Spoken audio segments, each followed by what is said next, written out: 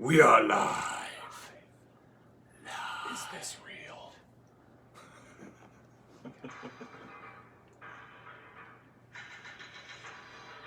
Get put up there.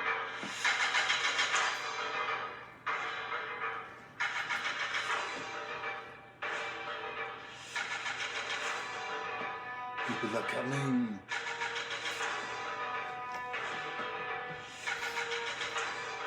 You have to get refresh.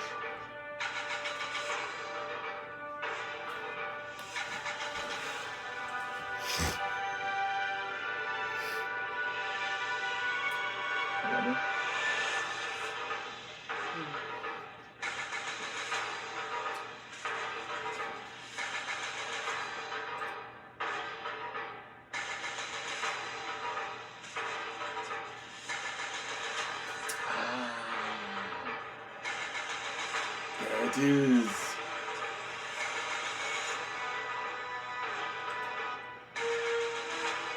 Perfect.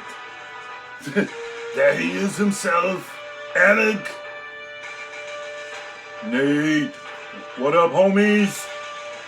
Amber.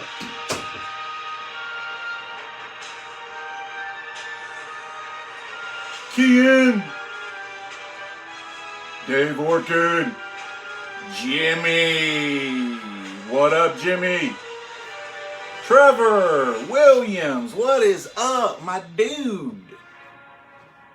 You're looking at the Arnold little custom I made last night. I got no broken fingers. Blood is nowhere. Christopher Michael Olsen. Ben Johnson. Hey, you guys. I think that's what he meant by that. I think that I got it. I know you, Van. I know what's up.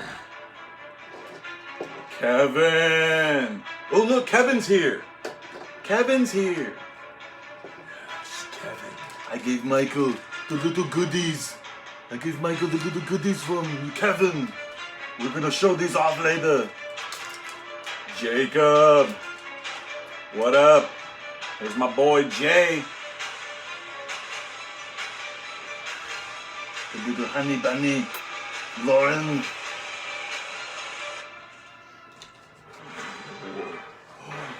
It's like it just restarted. Let's do it all over again. Nice.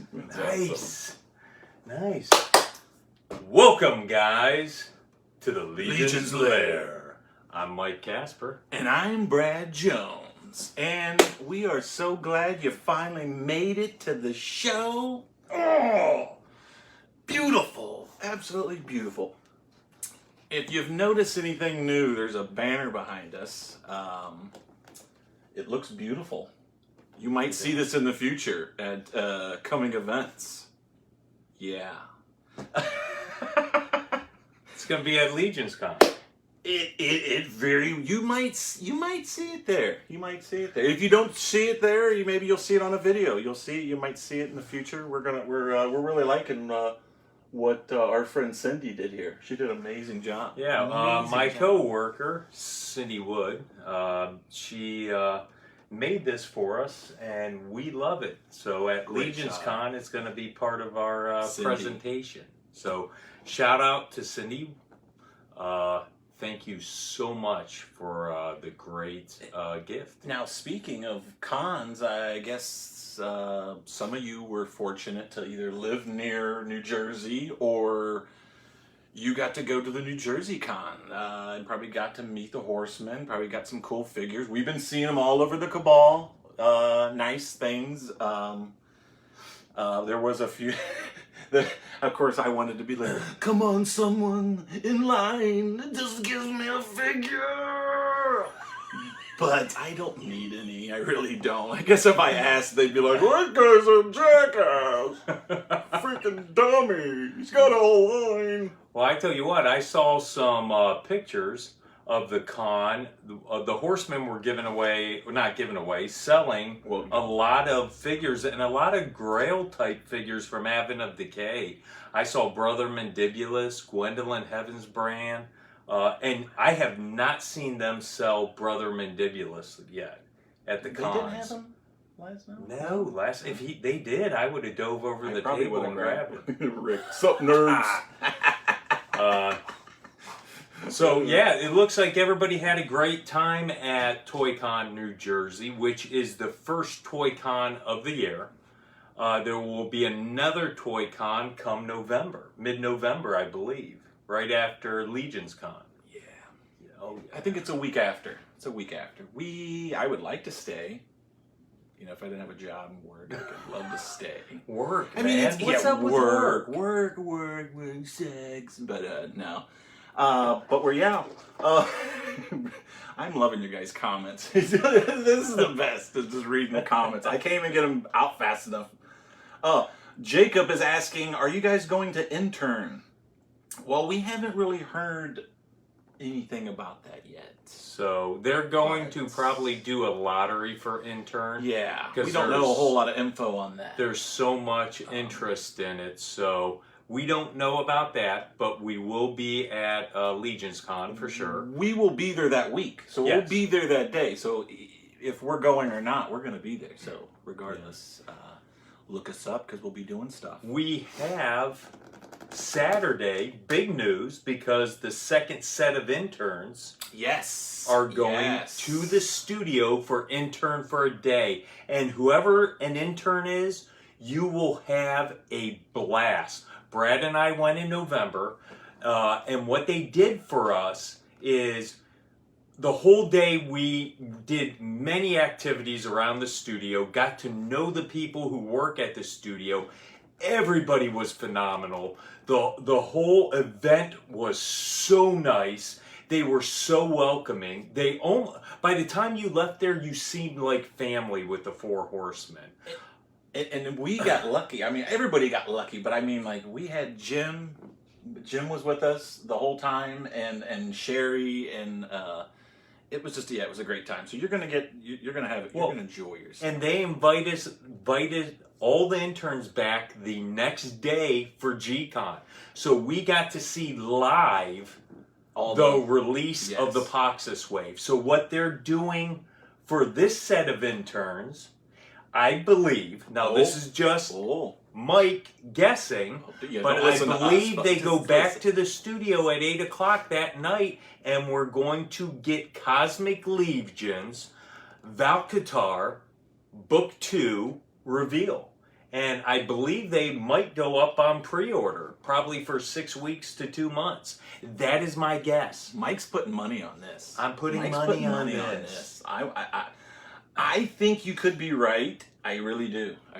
We're gonna have to see what's gonna happen and transpire there. But besides Wednesday, there's something coming out tomorrow. Oh, is it? Yeah, that's tomorrow. What ends tomorrow, my friend? You know what ends. All Stars 5 voting ends tomorrow. And I'm assuming most of you got your votes in already. Yeah. We're happy. I'm happy with my vote. Sweet. I'm happy with the other people the finalists that made it. I don't know if. What was your vote? Obviously, Romulus. That was my vote. That was number 1. Nice. Number 2. not number 2, but Ilgar number 2. Yes. Nice. Look at him. Who's your third, buddy? and I went with Azar. Nice. My next choice probably would have been the Silver Century. I told Colin I was going to vote for blue, and I did. I just didn't tell Colin that I would vote second round blue, because I didn't. I'm so great. sorry, Colin. I voted for the exact same ones. Romulus, Ilgar, and Zazar. They are the older figures. Obviously, from pre-Advent of Decay. True. And that's what I was going for. Yes. Now, I have a new least favorite figure, Bradamon. Whoa. What do we do? Ragna? Ragna Stormforger? Ragna. Move right? over, Ragna. No. You're going to number 2. Because there's a new least favorite figure for Caspula. It's blasphemy. Tell me, Michael, who is it? It's Little Red Riding Hood herself. Fastia! Fastia, I'm coming right at you, and I'm talking to you, baby. I am talking to you. You think you can hang with the big boys? Do you honestly think you can hang with the big boys? What is going on? Me, all I gotta say, I'm really Fastia, scared. all I gotta say is siege at Bjorngar. Siege at What does that Bjorngar? have to do with anything, Michael? Siege at Bjorngar. Are you kidding me? Playoffs? Oh, Michael, I get it now. Playoffs? I get it now, Michael. No. I get it. No Siege I get at it now. Bjorngar is gonna win an All-Star I vote. get it now, Michael. No way. You came out, Fastia. You came out for All-Stars 4. Run, Fastia! Run! 4. Run! And you thought you How were dare you something. run, Fastia! You thought you were something, and Vetus, Owain, Scaphoid, and Tibius They won. knocked you Get your down. ass, little Fastia! Woo! Yes, they did. Now, you come out for All-Stars 5, baby, guess what? Not happening because Romulus, Ilgar, and Silverhorn Century are gonna knock you back into the abyss, baby. And I got 7 words for you. 7 words for you, Fastia, and here they are. All 7 words. Siege at Bjorngard. Exit stage right, baby. Woo! That was beautiful, Michael. Beautiful, Michael. Beautiful campaigning. And I tell you one thing. If Fastia is in All-Star 6 voting, every day I'm going to campaign against her. Because I can't. Even though she's a beautiful figure, every figure the 4 horsemen make are beautiful. You haven't earned the right to run with the big dogs, baby. Ding, ding, ding, ding, ding, Woo! ding, ding, ding, ding, ding, ding, ding, ding. Michael, you hear that? On the head! Down. Woo! You haven't earned the street credit yet. Does you know about street cred? Over in Austria, we know about street cred. You're top of the list, baby. No You more haven't red. got the street cred yet, Fastia, not yet. Your colors are beautiful. You voluptuous, beautiful. Army building capabilities, yes. Love you. You're not. I like my noodles not al dente. Okay, I like them a little soft. So you need to boil a little longer, Svastia, for a few years longer. No, you can come back. Try All-Stars 10, maybe 12. Yeah, Enough said. 10. That was great. What did you get new this week? Well, feller, man, transition. I got a few things. I've been hooked up all week, so I've been doing pretty well. I was lucky. I hit the mother load at Target, okay? Mother load. Okay, we walk in. We never hit the mother load. I walk in. I see the turtles I want through NECA. I'm like, yeah. I look over. I see Elvira. I'm like, yeah. Then I see the Signature Series Elvira. And I'm like, yes. And she is amazing. She really is. She is amazing. Look at those. Look at Elvira. Let me get her up there, buddy. Yes, pull her shirt down. I mean, don't pull No, her shirt this is down. a kid-friendly show. It's a kid-friendly show, yes. That's pretty, yeah. But, so I found this. Now, something happened when I went to cash out. I feel terrible. Terrible! I feel terrible. The lady, and I had a lot of things. So, as I was cashing out, she says my total. And it just didn't seem right, you know? Didn't seem very, very right. Whatever it was, I walk away. Even my wife's like, what was the total? I'm like, just keep walking, get away from her. And we get outside, and if nobody's familiar, the Signature Series comes with an actual signed, Very cool. Signed, and you can actually see the little ink prints from her signature. So it's legit, and that's probably why you get it for $100. I was willing to pay $100 for it. And when I went to go cash out, the lady must have cashed me out for the $35 figure and just said ×2. So I'm thinking, you know, that's 100, that's 35, 135 plus my other stuff. And she said something like it was 130. I'm like, what? Here's my card. And but then I felt bad later that it happened. But I thought, you know what, maybe, you know, I buy a lot of stuff there. I got paid back, so that's how I'm looking at it. So yeah, I got a Signature Series Elvira for $35. The gods of action figures were looking down on me that day. Yes, yes. Brad's a sinner. You. But I did get some other figures. Rodney's sending me stuff. Rodney's hooking a brother up, so when we get those, I'll show you some Seventh Kingdom figures I got. What about you? I heard you maybe have... Ryan Anthony hooked me up with Urzok.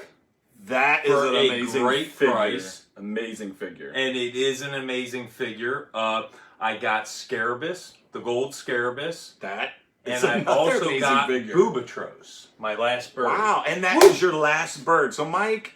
I went heavy on the grails this Now, when you say birds, you mean just mythic birds or mythic and Gothotropolis birds? Even the exclusives, all of them. So, would we say there was like 29 of them?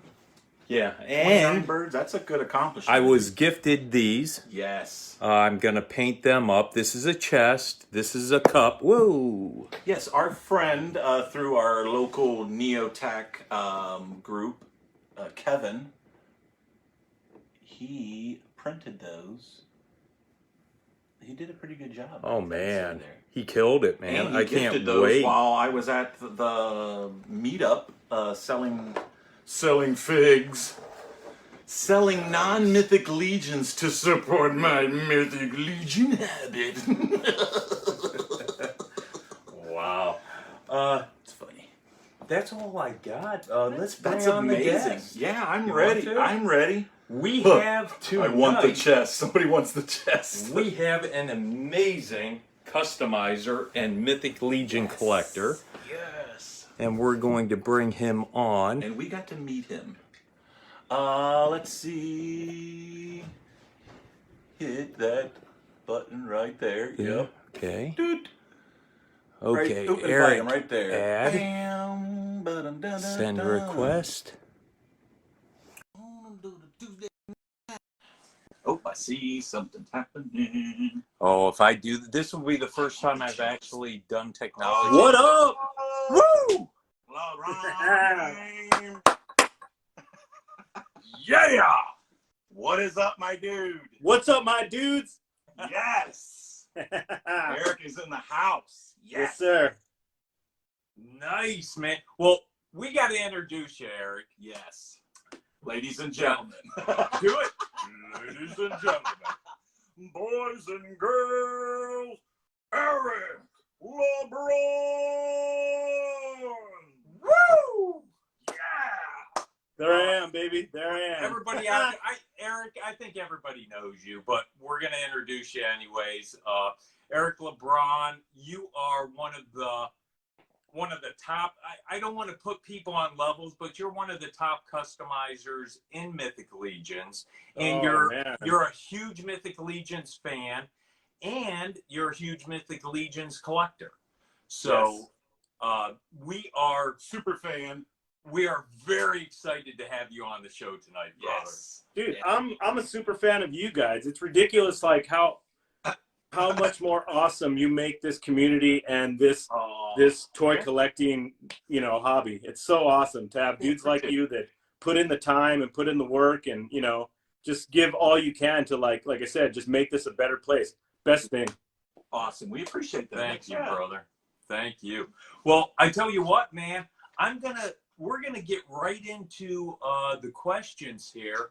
And I want to Eric, I'm ready, dude. I'm ready. Nice, I got notes. nice.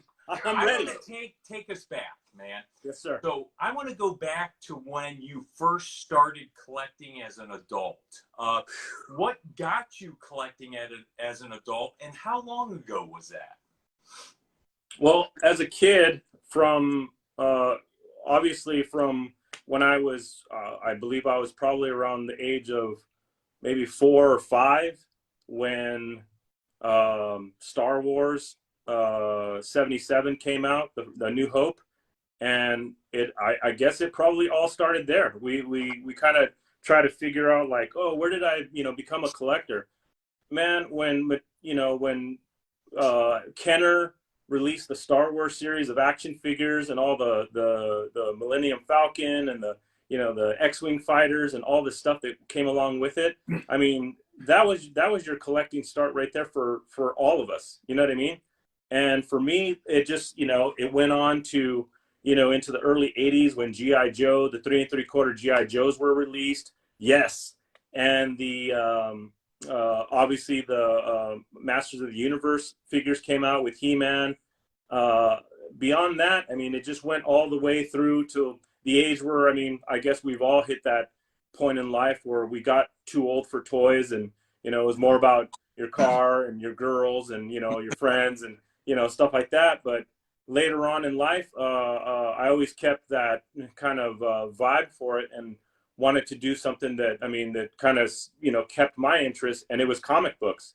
So I dove deep into comic books as a child from like probably age, I don't know, 11 or 12. And my best friend a kid that I grew up with, we met at the age of 9.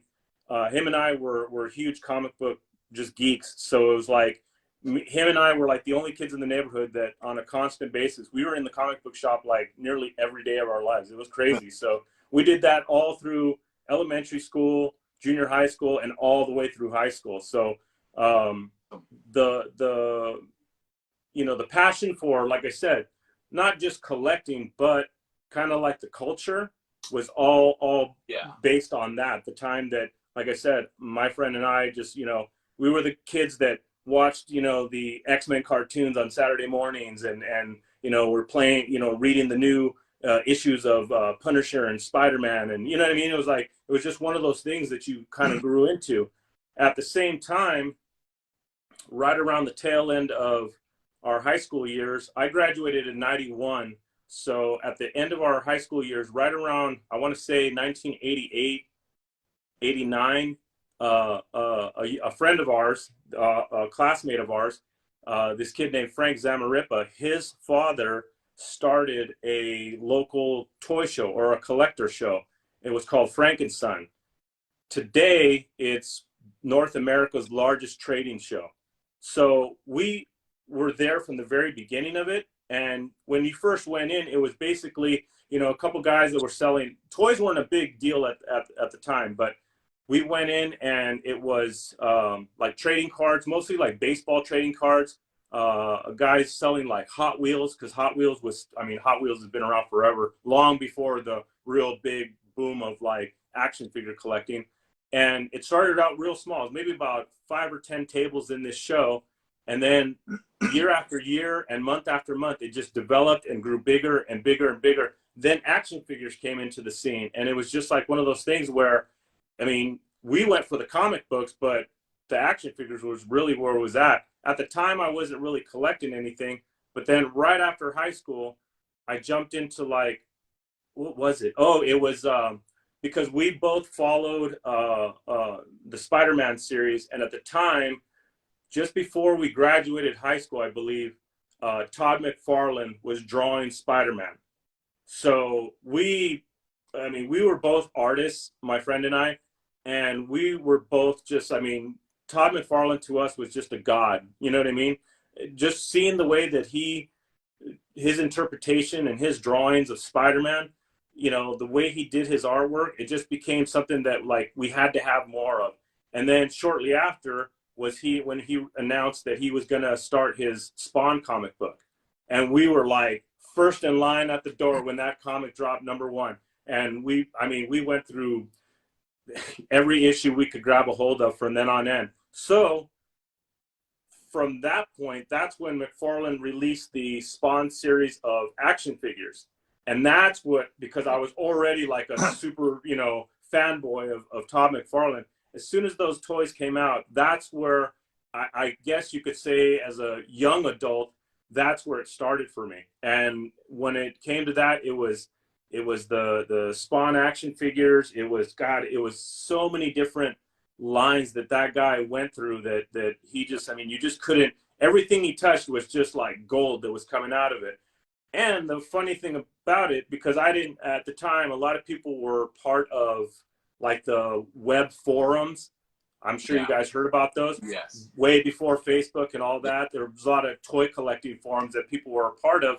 So I had no idea back then. I mean, I was on Napster half the time when I was on the web getting free music. You know how it is.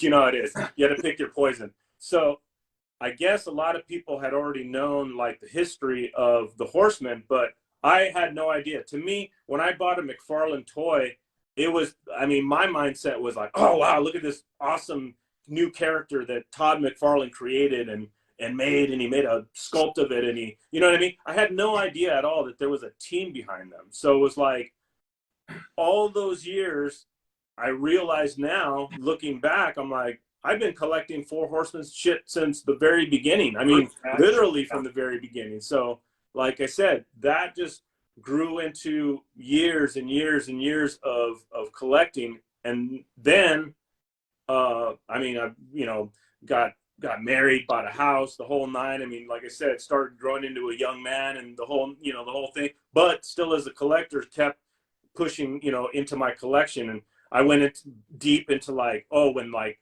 what was it, like the old Toy Biz Marvel Legends came out. Everybody loved those. What was the the Star Wars Power of the Force series? Oh my God, when those came out, it was like, oh, I mean, now they're like a total joke. It's so funny to see them now. It's like, I can't believe I collected that stuff. But literally, I must have had like 600 or 700 you know, carded figures. And the funny thing is too, and it's like a whole different life change, but looking at the way I collected back then for almost a good 20 years straight, I was a straight mint on card collector. Like I never opened a figure ever. Like it was so weird. Like it was just, I mean, it was total taboo to me to even imagine taking a card out of its blister pack or not anything like that. So it was like, that was okay. It's like a whole different me. You know what I mean? Like I look at it and like, who was that guy? You know? So like I said, I went through that phase and collected up to the point where I was about, oh boy, I want to say I was maybe 30, 31 years old. And finally, at the time, I mean, I really didn't know any other collectors. I mean, other than the few guys that I would talk to on a regular basis, you know, when I would go down for the weekend to go to Frank and Son's collector show and just kind of talk shop with the other collectors. But as a individual myself, I felt like I was kind of alone in the collecting world, you know what I mean, so to speak. I mean, because now we have all of each other that we talk to all the time, but it's not like, you know, back then, I mean, there was really nobody to talk to about collecting or what's new or, you know, whatever. So I kind of just made the life decision that I wasn't going to collect anymore. And I ended up selling all my entire collection. I sold everything I had. I think I had somewhere between like, it had to be easily in probably around 2,000 or 3,000 figures at the time. I was renting a 12 by 12 storage space and or like one of the big storage houses or units, and I had probably somewhere close to near like 60 to 80, like, you know, like the big 36-gallon totes just completely stuffed with action figures. It was ridiculous. And like I said, and I had a complete collection in my home at the time where, I mean, it was just a wall of like carded figures, if you could imagine. But it was just, like I said, I just had so much, and I just finally just thought, well, you know, I've lived that life, and, you know, that's pretty much the end of it. And, you know, it's time to be a man and grow up and, I don't know, buy a set of golf clubs. You know what I mean? So I ended up selling everything and pretty much went into non-collecting phase for a good almost 10 years. And then I was on YouTube one day and came across a video of a guy doing like a toy hunt. and like a reveal or like a review kind of thing. A guy that goes by the handle Cincy Nerd. He's on YouTube. He's a big YouTube like reviewer, action figure guy. And I checked out one of his videos, and I just thought it was cool. I was like, "Hey, check this guy out. He's going out. He's looking for action figures." I just thought, "Oh man!" I kind of like drew that fire. I was like, "Yeah, that's kind of cool." I remember those days, like going out to like KB Toys and Toys R Us, and hunting what one you wanted and looking for the perfect card, and So I commented on his video like, "Hey man, that's pretty cool that there's still guys out there that are doing it, and I used to be a toy collector myself, and it was really cool, and I enjoyed your video." And he actually messaged me back. He direct messaged me and said, "Hey man," he goes, if you want to see some cool stuff or whatever," he goes, "I'm going to send you an invite to our group. It's the Syndicate Toy Collector group on Facebook, and come check us out." He goes, "See what you think." And from there, it was like, it was like, oh, there's collectors, and they're here, and they're, you know what I mean, and they're talking to each other, and they're sharing their collections, and it was just like, from there, it was like springboarding right back into where I was, 10 years prior, and I just I jumped into everything. I jumped into it. Started with and at the same time when I got into the group, I picked up a job that I actually held on. It was a second job, a side job. I picked up a job at Target working in the toy and electronics department, and I stayed there for 6 years. And I ended up, obviously running into Marvel Legends, Black Series. I mean, it was just everything that was new that was coming out was right there on the shelves for me, and it was just like, oh, it's on. It's so on. I mean, especially, I think the biggest thing for me was the Star Wars Black Series. Just seeing the 6-inch versions with the face sculpts and the paint and the clothes and the weapons, all to like scale size at a 6-inch size. It was something, like I said, coming from the kid who had the Kenner, Luke Skywalker with the lightsaber that came out of his wrist. I mean, it was just so good. I mean, it was the best thing I'd ever seen in my life. And it wasn't like, I didn't look at it like, oh, I'm buying toys. I just looked at them I'm like, this little thing, it's like a piece of artwork. I don't know how to explain it to people. Like, yeah. I don't know how you know what I mean? Like, if you're not a collector or a toy or a geek, you just don't get it. You know what I mean? No. Like, you just can't tell normal people, like, don't you see it? And they're just looking at you like, you have a bunch of dolls. You know what I mean? It's like, I think no, you don't get it. Everybody has a hobby, okay? Yeah. Ours just happens to be action figures. Yeah. I mean, they are works of art. I have tons of other hobbies. I mean, I'm big into like firearms. I've been a firearms guy ever since I was probably like 16 years old, and I've done everything from building firearms to reloading to shoot matches to everything you could think of, because it's a hobby and I've enjoyed it. You know what I mean? I surfed and skateboarded and snowboarded for years and years and years and years. I mean, I don't do it anymore. It just, like I said, the knees and the back and the neck is shot. You know what I mean? But I mean, like I said, I've had tons of hobbies throughout my lifetime. But like I said, the toy collecting thing has always been part of my life. I mean, always. You know what I mean? It's not like, oh, well, when did you get into that? You know what I mean? Like, this has always been me. It isn't something that I could make up. You know what I mean? Real collectors, you guys know, you can't do this. You can't just like come in and be like, oh yeah, now I'm a collector. No, it has to be bred. It has to be part of your blood. It has to be part of your DNA. It's like, without it, it's like I'm in a rubber room. You know what I mean? There's just no way. That's right. Well, Eric. This series brought to you by Budweiser, Anheuser-Busch, St. Louis, Missouri. Yummy. Nice. Okay, so we've established you getting into adult toy collecting, getting out of it, back in. Yes. Now, how did you find out about Four Horsemen Studios, and how did you start collecting their product? this is a pretty cool story. I mean, like I said, most guys, I mean, they're already part of the whole vibe, and I mean, most collectors like ourselves, I mean, we pretty much know everything new that's coming out. I had heard about Mythic Legions probably maybe about, I don't know, maybe about 6 months before I actually saw one in hand. I didn't know anything about what the line was about. What I had figured the line represented was some sort of like Dungeons and Dragons, or some kind of like one of those mythical like board top type games like Warhammer, or you know what I mean. That's what I thought Mythic Legions was. That's who I thought the characters were, because I had already seen people posting pictures. Of course, being part of different toy groups, I realized that something was going on, that a new line was coming out and people were collecting them. But like I said, I was totally out of the loop because I didn't recognize any of the names that were being like, oh, this is, Romulus, and this is, Sir Valgard or something. You know what I mean? It was like, I was like, oh, okay. Like, I'm like, yeah, those look cool, but like, no idea what they're talking about. So I kind of didn't, it wasn't like a thing like that's, easily recognizable, like Transformers or G.I. Joe or Star Wars or Marvel. You know what I mean? It wasn't something that didn't have like already, a story behind it.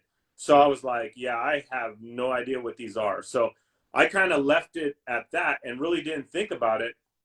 And then a guy that I met and became friends with via one of the another Facebook group that I was a part of, another collector group, he contacted me one night out of the blue because I had already been talking about some of the cons that were coming to town, in the West Coast in California, and I was talking about PowerCon 2019 in Anaheim.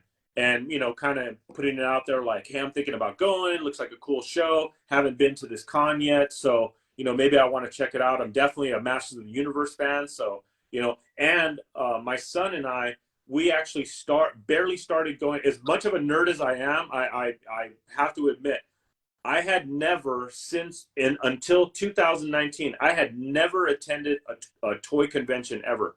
I'd never been to one. I just had no interest in it. It was just something that, because I was already a collector and I already kind of got everything I wanted, and I had Frankensons, which basically is a con every weekend. So it's like, if there was anything new or hype or hard to find, you go there and that's where you found it. So cons to me were like, well, what do I got to waste my time going to that for? Anyways, my friend Andrew, he contacted me and said, hey, we started off, it was a short conversation about a video game system that he was looking to get into. Then he turned the conversation and said, hey, look, I was wondering if you're still going to go to PowerCon, because I live in Northern California, and I was thinking maybe I could drive down and we could meet at the con and go together. And I said, hey, you know what? That's actually a great idea. Like, I'm down. Like, and so he was like, all right, I'm going to come down. I'll get myself a room. And I said, well, no. I said, get a room. What are you talking about? I said, dude, I have a house. I said, you're more than welcome. Come stay at my house. Now, granted, I mean, we know each other like we know each other, via our friendships, via the internet.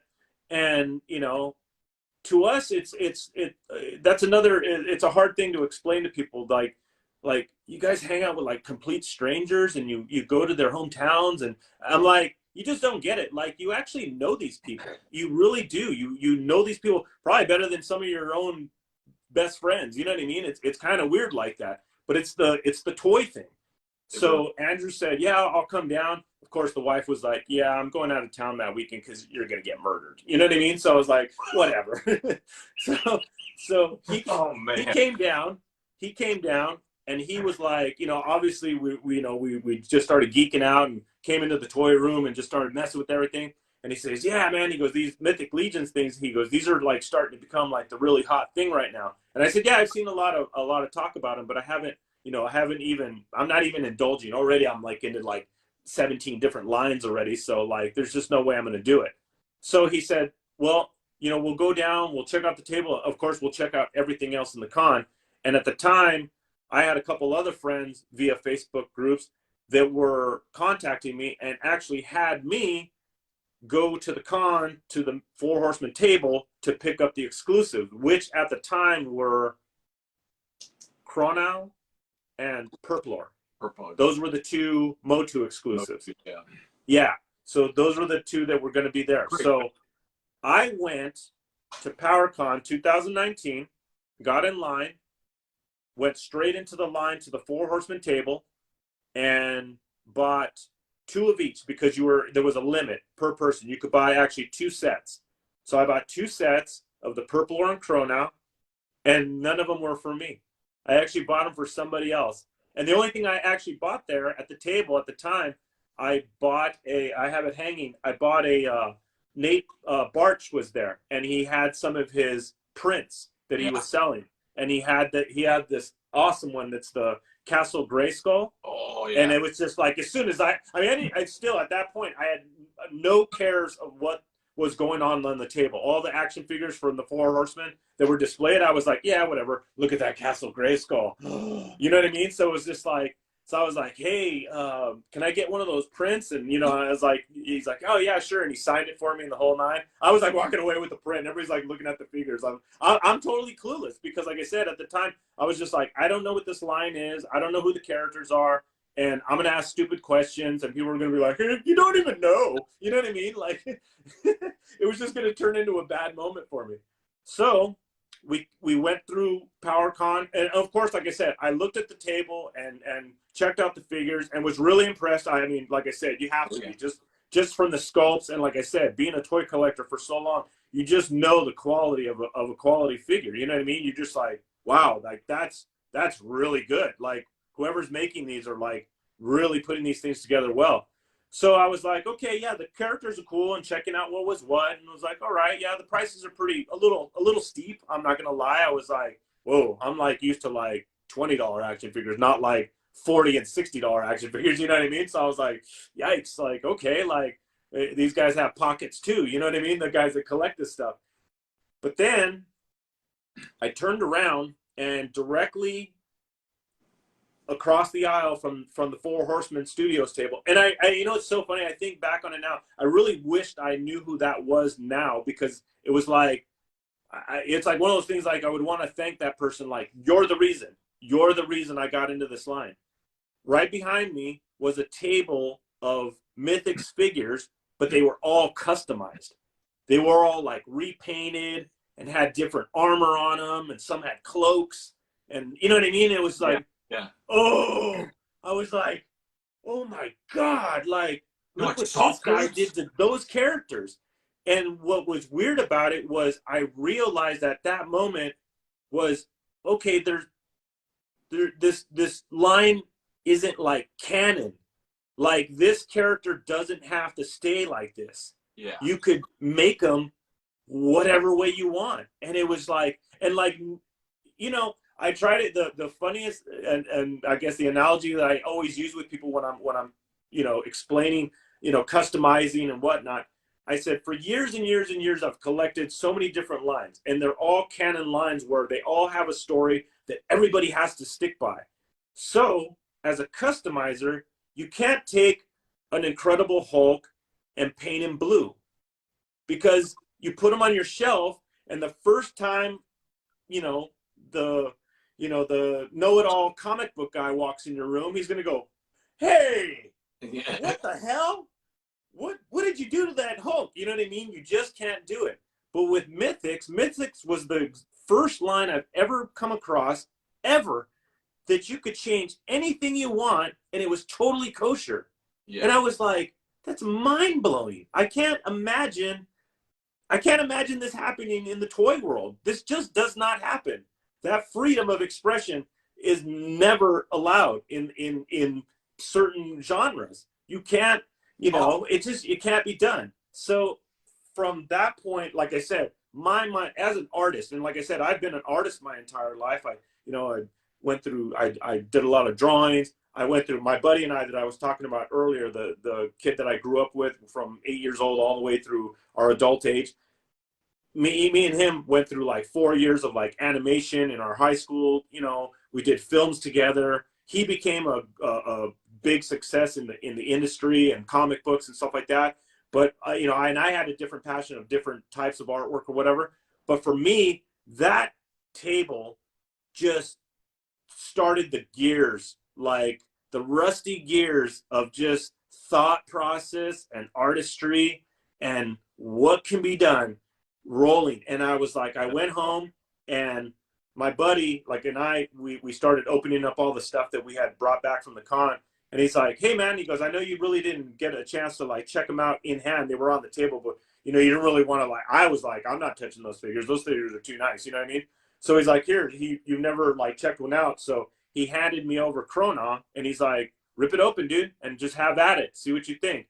And it probably 6 minutes in, I was like, give me my phone. I jumped on the Four Horsemen website and went into the in-stock sale that they were having at the time. Or I don't even know how it was working back then, because I remember that was the time when they got that crossed up order of the barbarians, where it was supposed to be the female barbarians, and they ended up shipping from China. They sent the deluxe male barbarian sets. And yeah. So I jumped on that night, like literally like 6 to 10 minutes after I got Krona in hand, and I dropped, I think my first order was like $1,700. I dropped huge. I had never spent that kind of money on figures. Never. And that's how I was like, I'm done. I was like, that's it. This is the line right here. This is the line. It was over for me. It opens, this is more than a toy line. It's not only a community, it's your family, but this toy line opens up creativity in individuals. So it's beyond a hobby. It is your creative self coming out in these figures. And that's how a lot of people get into the line. Now don't get me wrong. Don't get me wrong. I know, and I don't take away from any of the guys that do it. I know that there's been, you know, customizers long before Mythic Legions. Guys that did Joe's, guys that did Star Wars, guys that did Marvel, all kinds of customizers. But they've always kept to a certain canon of that genre. There's never been anything that's really been like completely out of the box. When Mythics, like I said, with Mythics, there is no limit to that ceiling. There's no walls. You can go as far and as fast and as high as you want. And I've never, like I said, I've never experienced that in 48 years of my lifetime. I've never experienced that until now. And it's just like I said, it's so refreshing. It's so refreshing. I gotta ask you real quick, Eric, when's your birthday? Because what's up? I'm 48 too. Yeah, my birthday is August 20th, 1973. Nice. So Leo, baby, Leos. I'm a Taurus. Nice. Oh boy. So we grew up. You and I grew up in the special time where the ex-wife was a Taurus. Shh. We the bulls. We like the whole. But you and I grew up, and I believe Treadaway grew up during this time too, when we were old enough. We were 8 or 9 when Motu came out. Yeah. And we saw the Apocalyptic Eternia, the first 4 comic books before the Filmation cartoon. And that was special because, like Mythic Legions, you didn't know these characters. Yeah. When they came out. No idea whatsoever. It was just in 1982, Motu, it was the most special toy line of my childhood. Oh, absolutely. And I'll tell you why, from my point of view, was this guy right here. Right? Can you see him? You can't see that shirt? Oh yeah. Oh, who is it? It was because of Arnold. Arnold.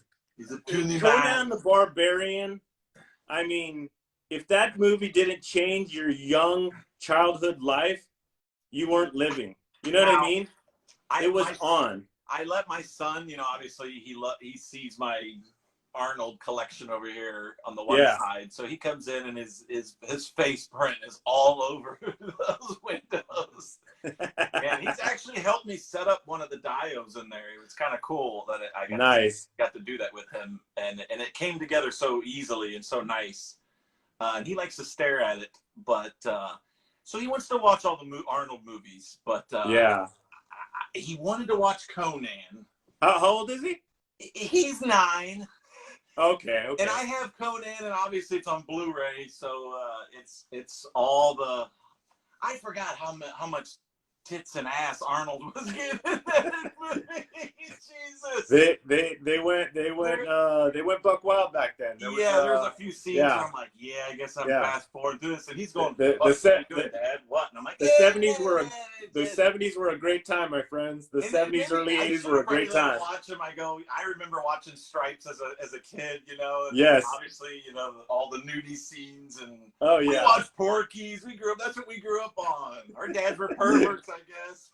Dude, but yeah, the Conan the Barbarian movies, obviously, things like Sinbad the Sailor, watching the old, the great work of Harryhausen, his animation and his monsters, stuff like that.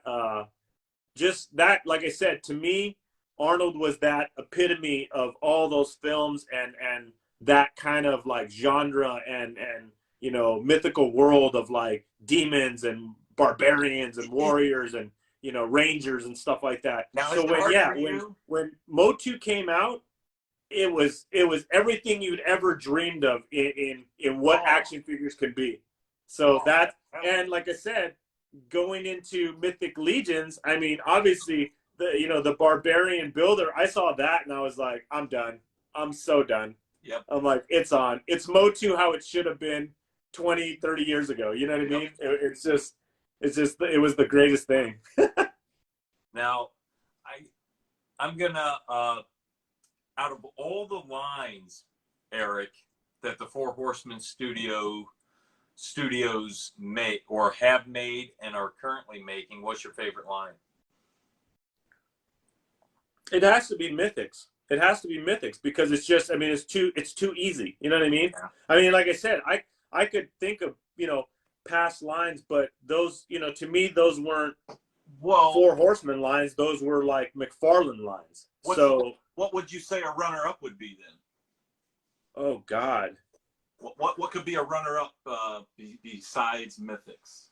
It would have to be some of the later McFarlane lines. And the funny thing is, like, I don't want to speak out of context, but I'm not 100% guaranteed that they worked on all these lines or any of them at all. But I would have imagined, because they were I believe they were part of the studio at the time. But some of the older, like the Dark Ages series, or like the Samurai series of the Spawn series of Waves, the characters that they did, obviously things like which were a total like kind of offshoot of any genre or anything, a whole brand new world of made up characters, were like the Total Chaos characters, stuff like that. I mean, I collected all those lines. So, I mean, just kind of thinking offhand, I mean, I'm sure those guys were part of so many different things back then. Like I said, I don't necessarily have like a comprehensive list. I had actually talked to Jeremy about that, of making an actual list of all the lines that the Four Horsemen Studios were actually a part of and sculpted. And, I'd love to read that list, because like I said, I guarantee I can go back and probably collected more than half of those toy lines, because I was so deep back then that I was grabbing everything. And if, like I said, it was anything close to McFarlane, McFarlane Toys or Studios, I was all over it. So I had to be part of more than half of the lines that they were creating. So yeah. Now, Eric, out of the almost 200 figures that are currently in the Legions line, that's Mythic, Cosmic Legions, pre-order, already been out figures that have already been released, You got in the line late, like Brad. 2000. What was it? August of 2019. Yeah. So how many do you think of the figures do you currently own out of the 200 figures? I counted what I have in hand and on pre-order, and I have 112. Nice. Pretty damn good. Yeah, It's yeah. really damn good. That's pretty damn good. And just to clarify things right off the bat, I'm totally not a completist. So I have no intentions of going after a lot of the figures that I don't have. Gotcha. Yeah, I'm totally happy with what's available and what I can get my hands on now going forward. And if I tend to want something else that's way back in the line, it's just one of those things where either I'll get it for a fair price, a fair trade, or I'll make a custom of it. You know what I mean? Nice. I'll just make my own. Nice. Or as they say, Yeah, it's so weird. It's like it's so many of the characters, like the really, really hard to find, scarce, real expensive characters that I see out there that people are paying like hundreds of dollars for. I'm like, that's such an easy custom. Like, why don't you just make one? Like, you know what I mean? I'm like, I don't get, like, a lot of them I just don't get. I'm like the biggest one is Unkin, the Masters of the Universe Man at Arms tribute. I do not get the price for that figure. I don't. I'm just like, just make it and be done with it, and then you can add it to your collection. Like, you know what I mean? It's like, it's way too easy to make your own. To pay $300-400 for that figure, I just don't buy it. So, like I said, for me, totally happy with what I got, way happy with what's coming out, and the rest I just leave behind. Like, I don't, like I said, I'm not a completist whatsoever. So, like I said, I'm so good with what I have right now. So 112 is actually way more than I would have expected to have. Actually, the number would have been probably closer to like 116, but a lot of those were like the Iron Knight, the Silver, or the Steel Knight, the Gold Elf, stuff like that. I had tons of those, but I went through all of those as custom. So I don't even really consider that I have them now. I actually consider what I actually have on hand that's actually in my collection, or like I said, coming in a pre-order. So yeah, 112, that's my number. Okay, Eric, your top 5 favorite Legions figures. Ooh, my favorite question. Oh, I'm so ready for this one too. Nice. Let me see. All right. So, number 1. And this has actually been one of my favorites from the very beginning when I started collecting. Number 1. Nice. Yeah. Calavius. Oh. Yeah. Come on. Trident and all. And for me, this character was so important and so cool because it was the first action figure of color that I had actually seen in a line that was made like a main dude. You know what I mean? Like they gave this guy the respect to give him like a named, to become a named character in their series. And it was just like, that's freaking awesome. That was freaking awesome. So yeah, number one, him. If I could have got somebody to stand in line at the Legion's or at Toy Con, New Jersey, he would probably be one of the figures I would ask somebody to grab for $40. Like, grab him. Yeah, that was please. I saw the pictures and I saw him on the table. I'm like, yep, someone better grab those. Like, yeah, that's a good grab right there for that price. Yeah.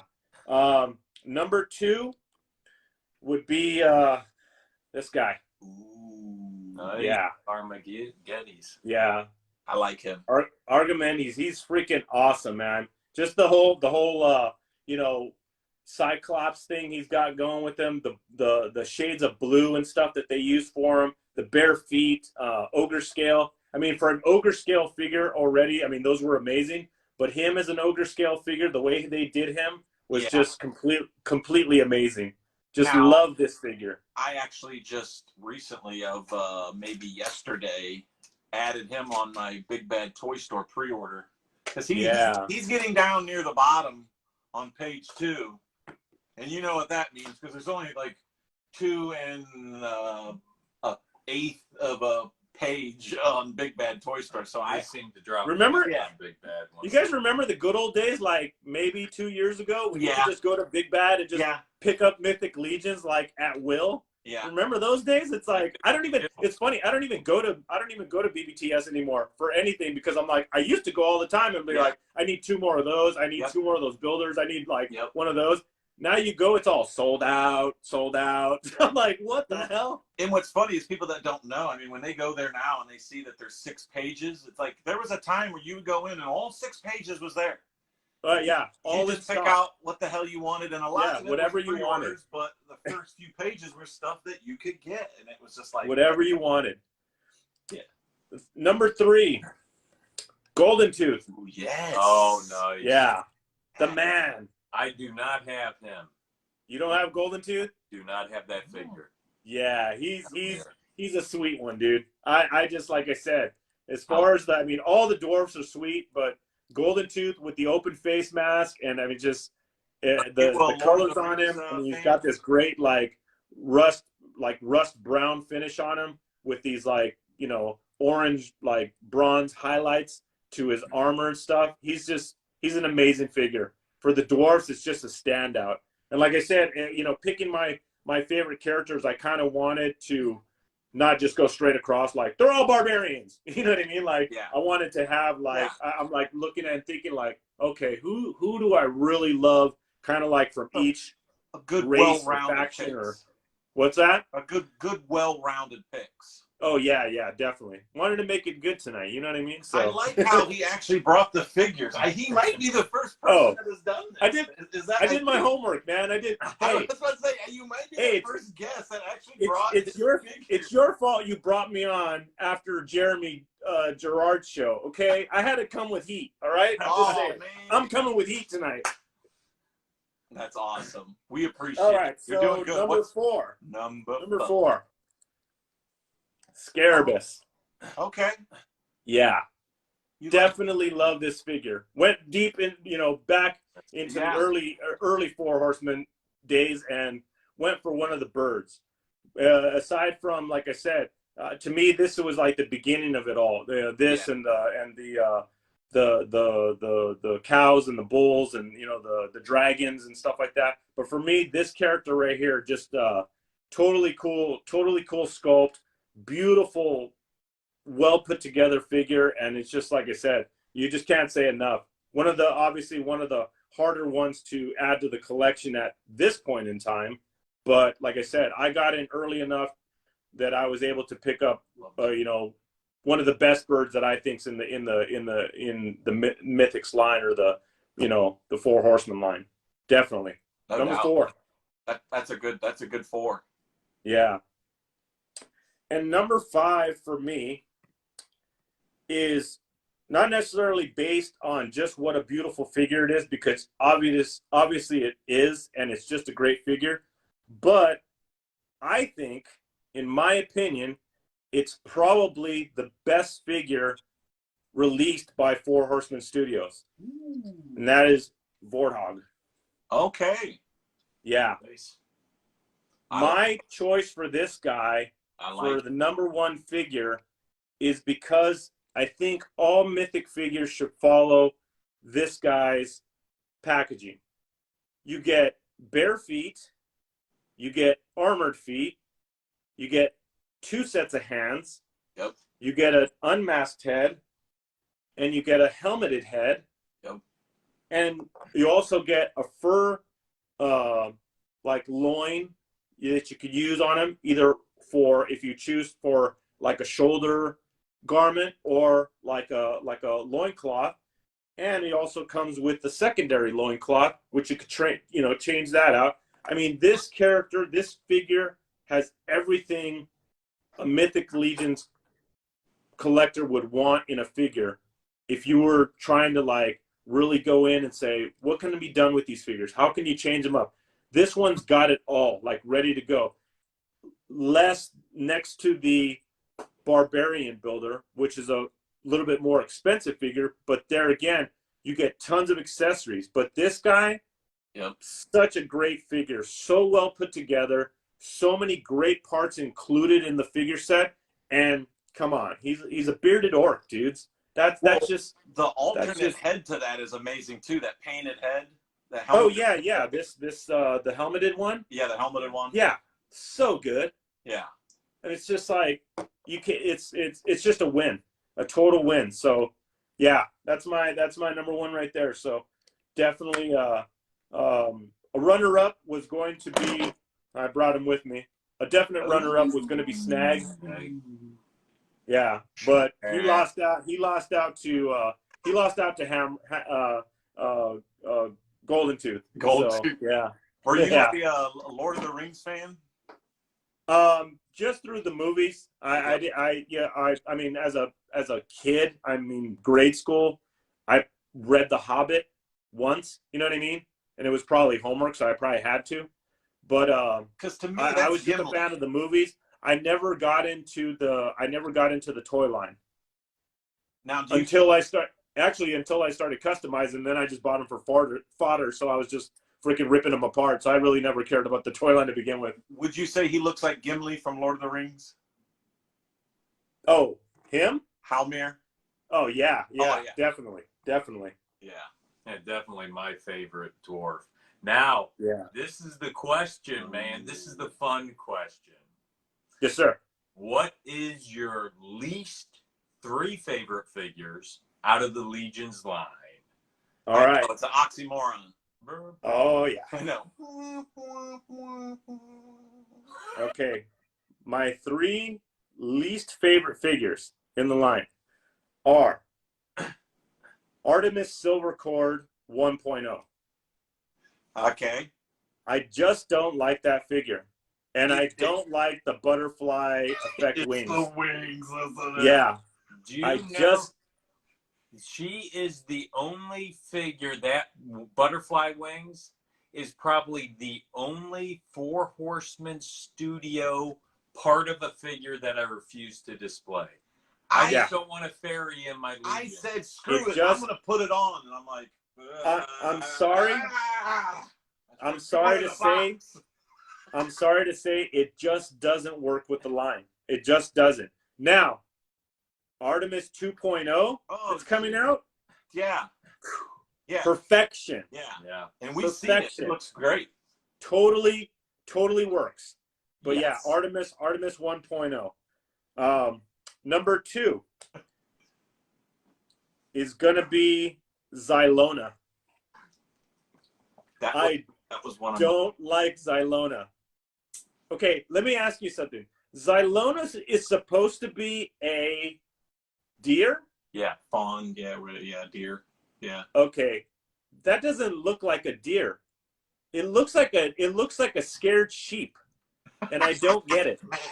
I don't get it, and I don't know. It's like she's. Let me look at her down here. Like she's supposed to be one of the leaders. You know what I mean? And I just don't feel it. I'm like, I don't know who would follow that character because she looks like she'll just get her throat cut and it'll be the end of her. I don't know. She's just not. I agree with you. Xylona just does not work for me. Badass is if I seen some animated cartoon where she's just kicking some freaking ass. You know what I mean? And then I'd be that might change things. I think, I'm sorry to say, but I want to see a Xylona 2.0, and I want her to have more of a. No, it's a female character. I want her to have more of a masculine head structure, and I want her horns to be more dominant. I just don't feel it. Trevor Williams says, "What? She's a god, damn it."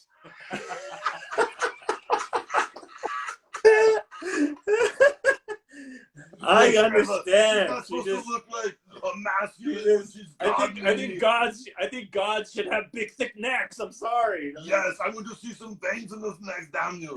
And then Steve Busciotti, he says he loves having a fairy with fairy wings in his collection. Nice. I'm sure you do. I'm sure you do. Oh my God, that's so great. What's your number 3, Lisa? My number 3, is Gadriel. I don't know. It's a beautiful figure. It's a beautiful paint app that they've done with that figure, but there's just something about it. I just don't I just don't care for. I don't know if it's because it's a 1.0 size night body, or it's just the sheen on the paint that they used for that particular figure that's different from any other figure. I don't know what it is. I just don't care for that figure. Sir Iggy a little bit. Her paint is kind of a little bit. Now I agree with you but I have a reason why I don't like her, because that she was part of that Exodus sale, wasn't she? Yeah. Or the one sale that we didn't get no figures. She was on Big Bad Toy Store for a while. But she was on one of the sales, and I think that's just one of the figures I grabbed because I was upset I didn't get none of the other figures. So she just had a bad taste in my mouth. Right? I felt like I was forced to get her. But when I did get her, she was the last choice. She was, but like she is, it's one of those things where even though I didn't want her and didn't like her, when she did come, the expectations of her were a little like better than what I thought. I was thinking, wow, it is. It's still not like what my cup of tea, but it's okay. Like I said, Gadriel, like I said, is I believe it's a great figure. I don't know. There's something that's so different about it compared to the other figures and the way that the line's structured and painted. It just, like I said, it doesn't work for me. It just doesn't work for me. The other two I have total issues with. Like I said, I hate the fairy wings and I hate the skinny sheep looking deer. Okay. I don't like it. Give me stronger characters. That's all I ask for. Now, Eric, we're going to transition into customizing here. We know you're a huge customizer, and we know you got into your creative outlet by seeing the customs that were on the table that day at the con. With that being said, how many total customs to date have you done? I want to say it was just over. I think I was at like 112 when I thought about it. When I looked into it, it was about 112. That's a huge number. That's a lot. Yeah, but it's weird too because I say 112, but it's weird because in the short time, like when I went to Legion's Con 2021, at that point in time, I had been customizing for, I think, like 1 year. I think I was only 1 year in. Yeah. When I got invited to the show and went to Legion's Con with you guys. That was a full year of customizing, and literally customizing. Before that, I hadn't picked up a paintbrush since I was probably like 12 years old, because I used to paint like model cars and stuff like that. So literally having paint on a brush, like actually putting it to something, like I hadn't done that in, like I said, at least like 20 something years, 30 years. Yeah, it was crazy. You mentioned Legion's Con. We went to Legion's Con saw you there, saw your setup there, and your figures were phenomenal. Thank you. If I can remember correctly, I was peeking down looking at his figures like this, and then I can remember looking up at him going, "Are any of these for sale?" I felt so weird having to turn so many people away asking that same question, especially people like who asked me. I think Pete McCarthy from My Wife Is Gonna Kill Me crew. Asked me if he could buy one of my figures, and I was like, no. And he's like, what do you mean no? You know what I mean? Like, he's like one of those guys that like he gets angry like in a second, and he'll like let you know about it. And he's like, what the hell? What are you doing here? You're just gonna show these things? I'm like, yeah, man. I'm just an exhibitor. I'm not a seller. And he's like, well, that just doesn't. He's that just doesn't seem right. It was so great. But I had to do that so many times. It was just like, oh man, here we go.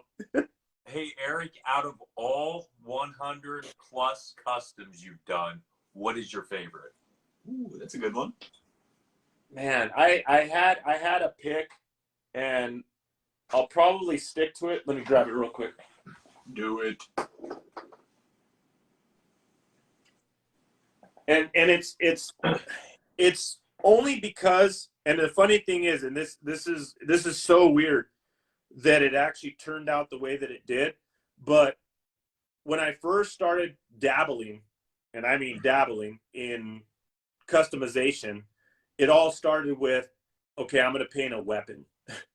I'm going to paint like one of the axes or one of the spears, because they were just a plain color. They had no like detail to them. So, and I thought, oh, I'm going really out of bounds because I'm going to paint something, you know. So when I took it to a figure, it was like, okay, like I don't really want to try the paint thing on a figure, but I'm game to, you know, change parts and like maybe part swap and whatnot. And I dove into a project that was probably one of the hardest customs I've ever done. And it's actually the first custom I ever did. It was a recipe by Jeremy Gerard, who I started following real early on customizing. And it was this warrior samurai. Oh, cool. That was my very first custom that I made. And That's that's freaking awesome. Yeah, it is. yeah. That's just like a full-on samurai-inspired warrior character. Thick as hell. Yeah, that is something, man. Yeah, and this is all the parts, all the skirt and everything. That was all part of, and it was like a whole shopping list of stuff that you had to get for him, which I got off of Jeremy's recipe, and it came from the old McFarlane Spawn series, and it was just like one of those things. And in this is, like I said, this is, to me, this is a, you know, there's a lot of like pop and swap and like repaint a little bit of the armor. This to me is an actual real custom, because this character, the headpiece, I had to tear this helmet piece off of a old Spawn figure, and to get it to fit onto the warrior, you actually have to cut the top end of his head off.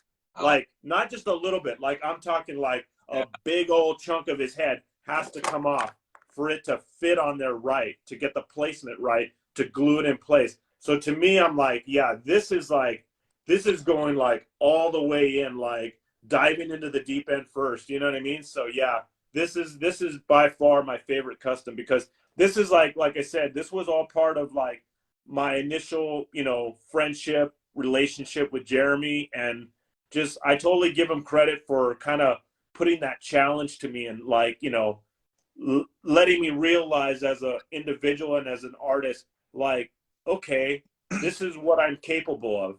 Like, I could probably do this, you know what I mean? And that's, like I said, from there, that's where it all started. And it just, you know, it just went full throttle from there. Nice. Next question for you, Eric, is if the Horsemen would make a tribute figure in your honor using existing parts, what would it look like?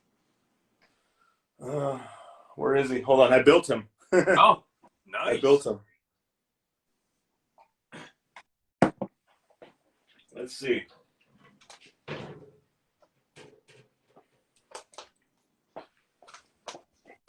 Okay, so my tribute figure. Now, my tribute figure, I would never, ever expect or want a likeness head sculpt of myself. So I just, I thought of something as far as if I was going to be a named character, like a Sir Lebron, I guess you could say. I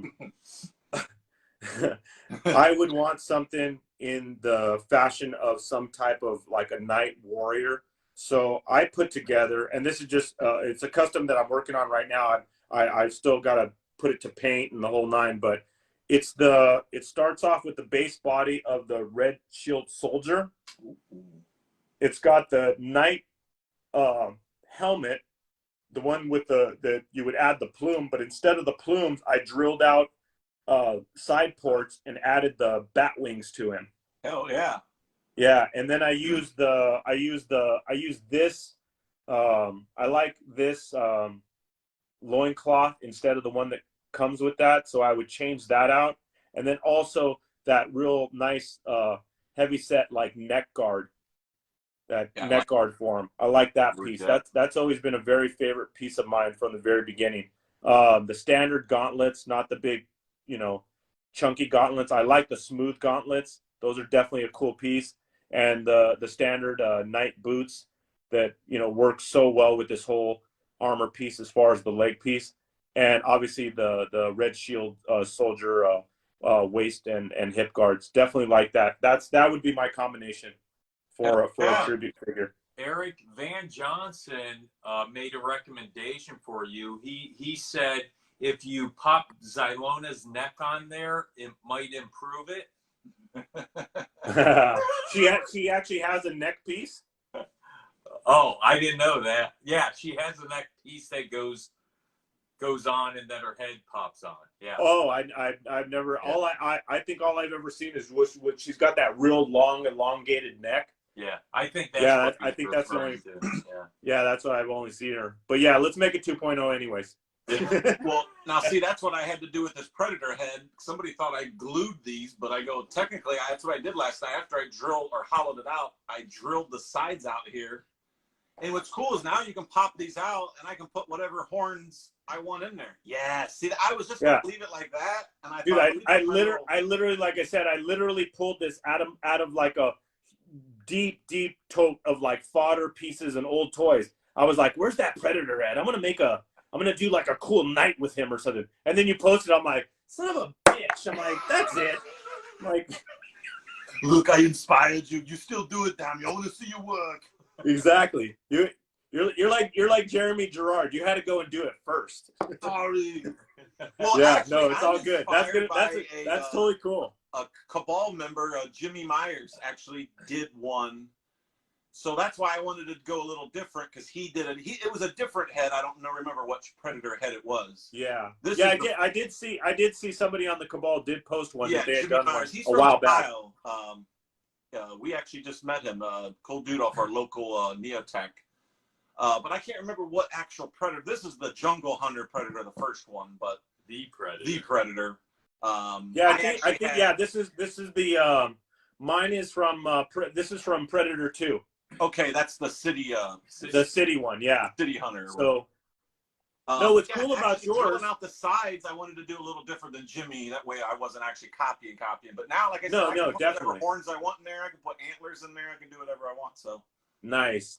I dig it because it's like the bare-chested version of like whatever type of warrior he is, which I dig. I didn't even know what I wanted to do with him last night. I just wanted to do the head, and then I go, I'll just figure out what body I'll put him on. And then I just started going through all my boxes of stuff that I had from reinforcements. And I go, well, shit, he probably looked good on there. And that's what Jimmy used. And I go, he used the Barbarian body, I think. I don't know what Pauldron's used, but I thought. I'm thinking more. I was thinking more of this version. Like, Put it with the night body. You know what I mean? He could go on put him with the night body. I thought that would look cool. Dude, that looks sick too. Yeah. I like I said, that you thought of the. Like I said, it was. I was like, oh, at least he did a bare body. He didn't do an armored body. I wanted an armored body because I was like, yeah. And that's what that looks so good. I kind of wanted to go with the armored body, but I need you to do it now. Yeah. I'm definitely putting it together. Like you said, I just got to Dremel out the head so he could fit on the neck peg. And what's funny with this is it's actually a Predator head, and they glue this Predator helmet on it. Yeah. So when I was boring it out, I actually bored it out to the helmet. But like I said, it's a 3/8 is what fits on there. But I had to put some tack in there because it's a little hollow up top. But definitely. Nice. Hey, real quick. I see we have 33 people watching right now. Nice. For the 33 people who have joined us tonight, if there are any new collectors to the line, and I'm not saying, oh, I'm new, I started, a year ago. I'm talking like new. Like you just got into Mythic Legions, you just joined the Cabal, you probably have, 5 or 6 figures in hand, or maybe none in hand. I want you to comment noob on the comments, just so we can see who people are, because we're gonna take a little toll of who's here with us tonight, and and see if we could do something fun for you guys. So yeah. if you're new to the line, please comment noob. Strong said nude. Yeah, there we go. Yes. Right. Here is an Ohio guy, Kevin Freeze. See, this is I'm telling you, man, this is why it's it's come, you come to a point in your life, and I know you Mike and Brad, yes. It's one of those things, you come to a point in your life where you're like, I'm sitting here thinking, whew, I'm going to be 50 years old real soon. And like, that's like the halfway point of my life. And I think to myself, I've had so much fun and I've experienced so many great things in life and had so many friendships and, traveled and experiences and, wins and losses. And then I think, and at 50, it's the halfway point. And what do you have to do now? Like, what do you do for the next 20 years, 30 years, if you make it that long? You know what I mean? Like, and I mean, let's be honest, once you get to a certain point, I mean, it's not really life anymore. It's just basically, you're living capsule until you're gone. You know what I mean? But the years that are left to enjoy, like, what do you do? And dudes, guys like you guys like Nate, making a funny comment like that and just setting us off. I mean, I look so forward to each and every year ahead now because of guys like you and communities like this that, like I said, make it so worthwhile to, like, you know what I mean? To just enjoy yourselves and laugh and just be happy of, with what we have, you know what I mean? And it's like I said, we're not millionaires. We're not trading up stories of our new Ferraris and stuff like that. We have action figures. You know what I mean? We have toys. You know what I mean? That's right. And it's like the happiest days of my life. And I can't imagine going into my later years in life in any other fashion. Dude, that's awesome. Yeah. It's so good, man. Dude, that was awesome. That was inspirational right there. It was. I like it. People comment on it. I like it. It's in the blood, baby. It's in the blood. So as we get the new guys coming on here, do you want to take us on a quick tour of your Lair, your Legions collection? Yeah. Oh God, let me see. Hold on. I need a drink. I need a stiff drink. So yeah, if anybody out there just coming in now, if you're a newbie, we need you to write noob in the comment section. There might be some if we don't have, I mean, like I said, I obviously I see a lot of participants here commenting. Obviously a lot of our dudes are here with us tonight because obviously they're showing support and they're the real cabal, if you get my drift, because those are the guys that support us and join in on the groups and make great posts and comment, and you know what I mean? Those are the guys that are participating constantly that make this great place that Walter Hagen made for us a special place to be. And but as far as like I said, if there's not, I mean, we'll pick up the names that we can of anybody that's new to the line. If not, we'll go forward with what we're going to do tonight, and we'll just randomly pick names, and I'm good with that as well. And like I said, because I 100% support this group and everybody in it, and like I said, want to make it as fun as I can for everybody that's loving it and enjoying it and taking part and wanting to, like I said, create a better environment, the best environment, really, if I can say, in my own opinion, as far as a toy community or a toy environment that you could ever be part of. So yeah, like I said, we'll go forward with what we're doing. But like I said, if we could pick up a couple new names out there, or you know what, I don't care. Maybe if you know somebody that's new, maybe you could just throw in their name and say, hey, this guy's a noob and he's part of the cabal, and I'm just going to throw his name out there. That's actually a good suggestion. If you know somebody, maybe they're not watching, you can tag them or tell them, hey, their name and put noob. Or just type their name and say, noob, this guy. You know what I mean? There's He's my friend. I introduced him to the Cabal. Brian. Whatever. Day-old. So yeah, let me. Brian. 3-day-old new Brian. We're gonna see the Lair. Okay, so all right, let me start from. I want to start from, I guess, the doorway. So let me turn around here. All right. Okay, so I have. Okay, my room. Just to give you perspective, my room is about.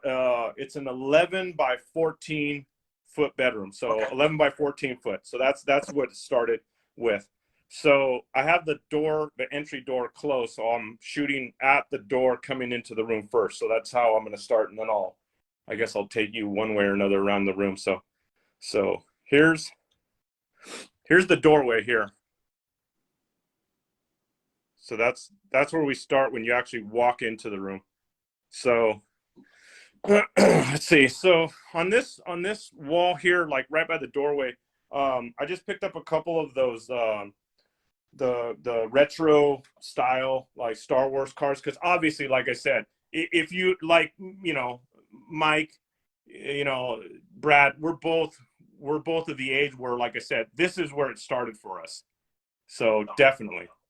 Yeah, so that's the I have like a small collection of that. Obviously, like I said, the vintage posters that I had matted on some nice board and then mounted to the door. Because, like I said, you in a collector's world, you have to use every ounce and every inch of space. So No doubt.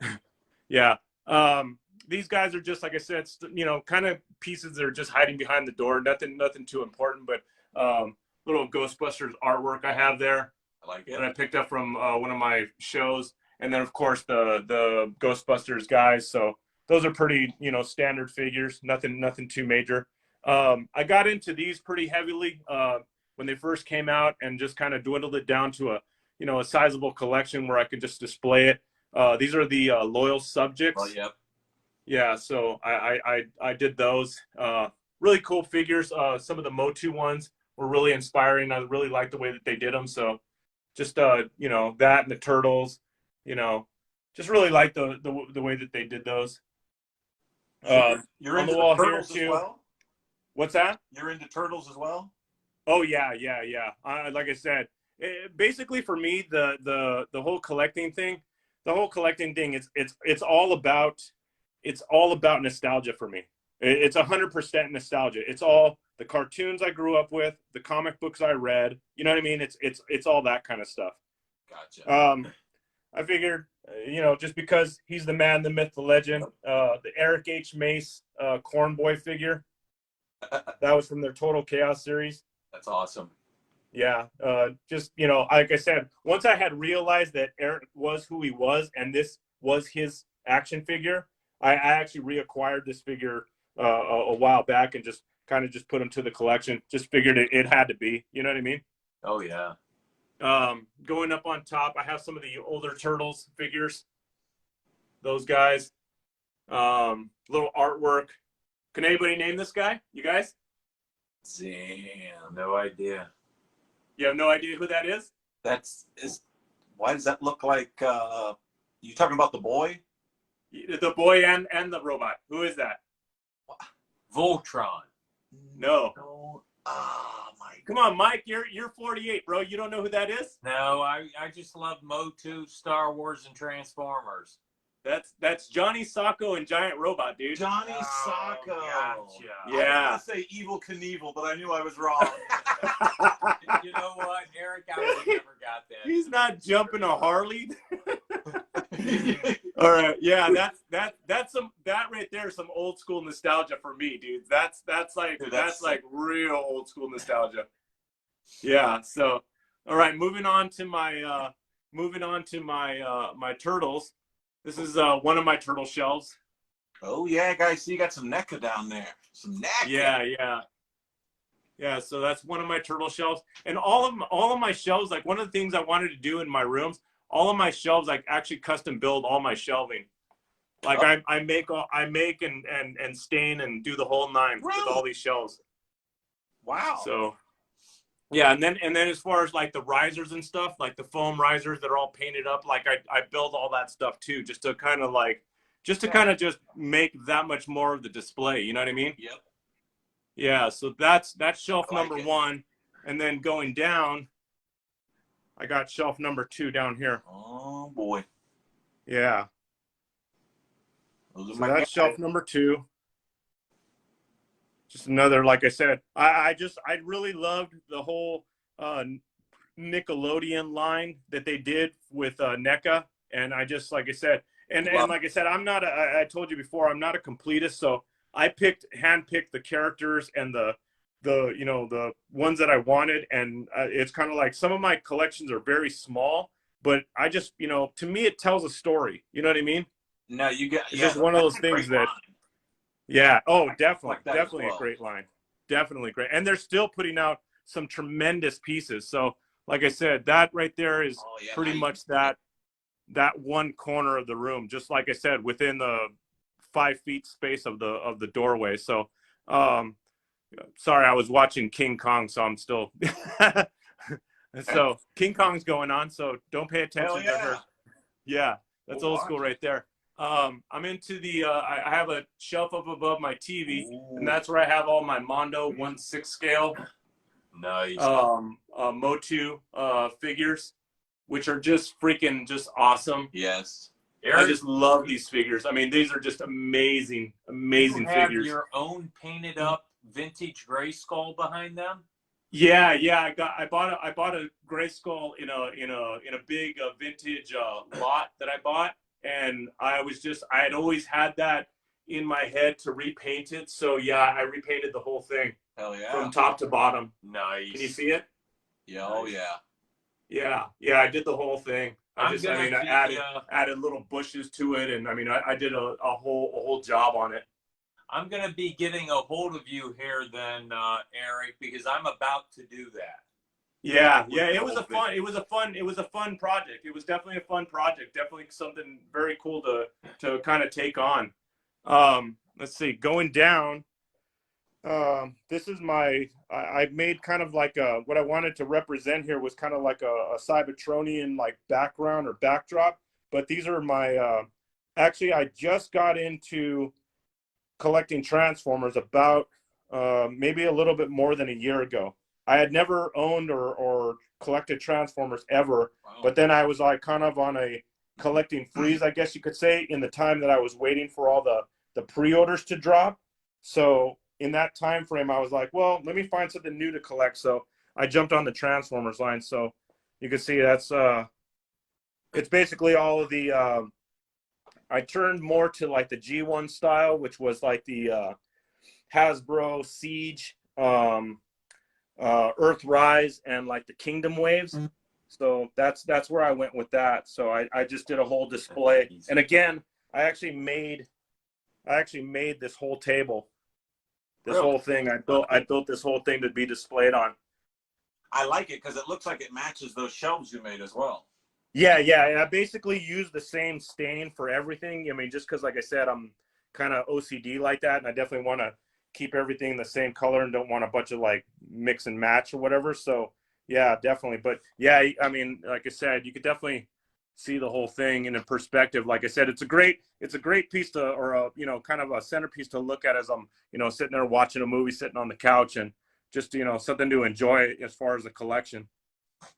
But and then of course I've got the Ark that I mounted on the wall, and then some of the bigger Titans that obviously don't fit because they're just giant ass, figures, stuff like that. Those are on either side. Those are on either side of the thing. I got Bruticus. He's holding Starscream in his hand. Stuff like that. Nice. Little old school skate deck back from the days when I was a kid. Just always remembering the old good old days of skateboarding. And then on the other side of the TV, I have 1, 2, 3, 4, 5. I have 5 shelves, and I got into these Joy Toy 125 scale mech suits. And I don't know if you guys are familiar with this line. No. But these guys are like wicked cool. So just great articulation, great joints in them. The paint apps are just phenomenal. I mean, you could see all the weathering effects they do on these guys, and it's just amazing work, this toy line. So I put these little single kind of single character shelves where you can hold each one of them. And I got those that run up the whole wall. And then at the very top, the guy that I was talking about that introduced me to Mythic Legions, his name is Andrew Hanzo, and he's quite a few years younger than I am, and he grew up with a cartoon and a toy line. I don't know if you guys have heard of it, called Exo Squad. Have you guys ever heard of Exo Squad? No. Okay, it's a really rare toy line that was only around for maybe about 5 or 6 years before the series actually got canceled. So he was a huge fan of it, and it was kind of cool meeting a collector that was into something that I really had no idea about.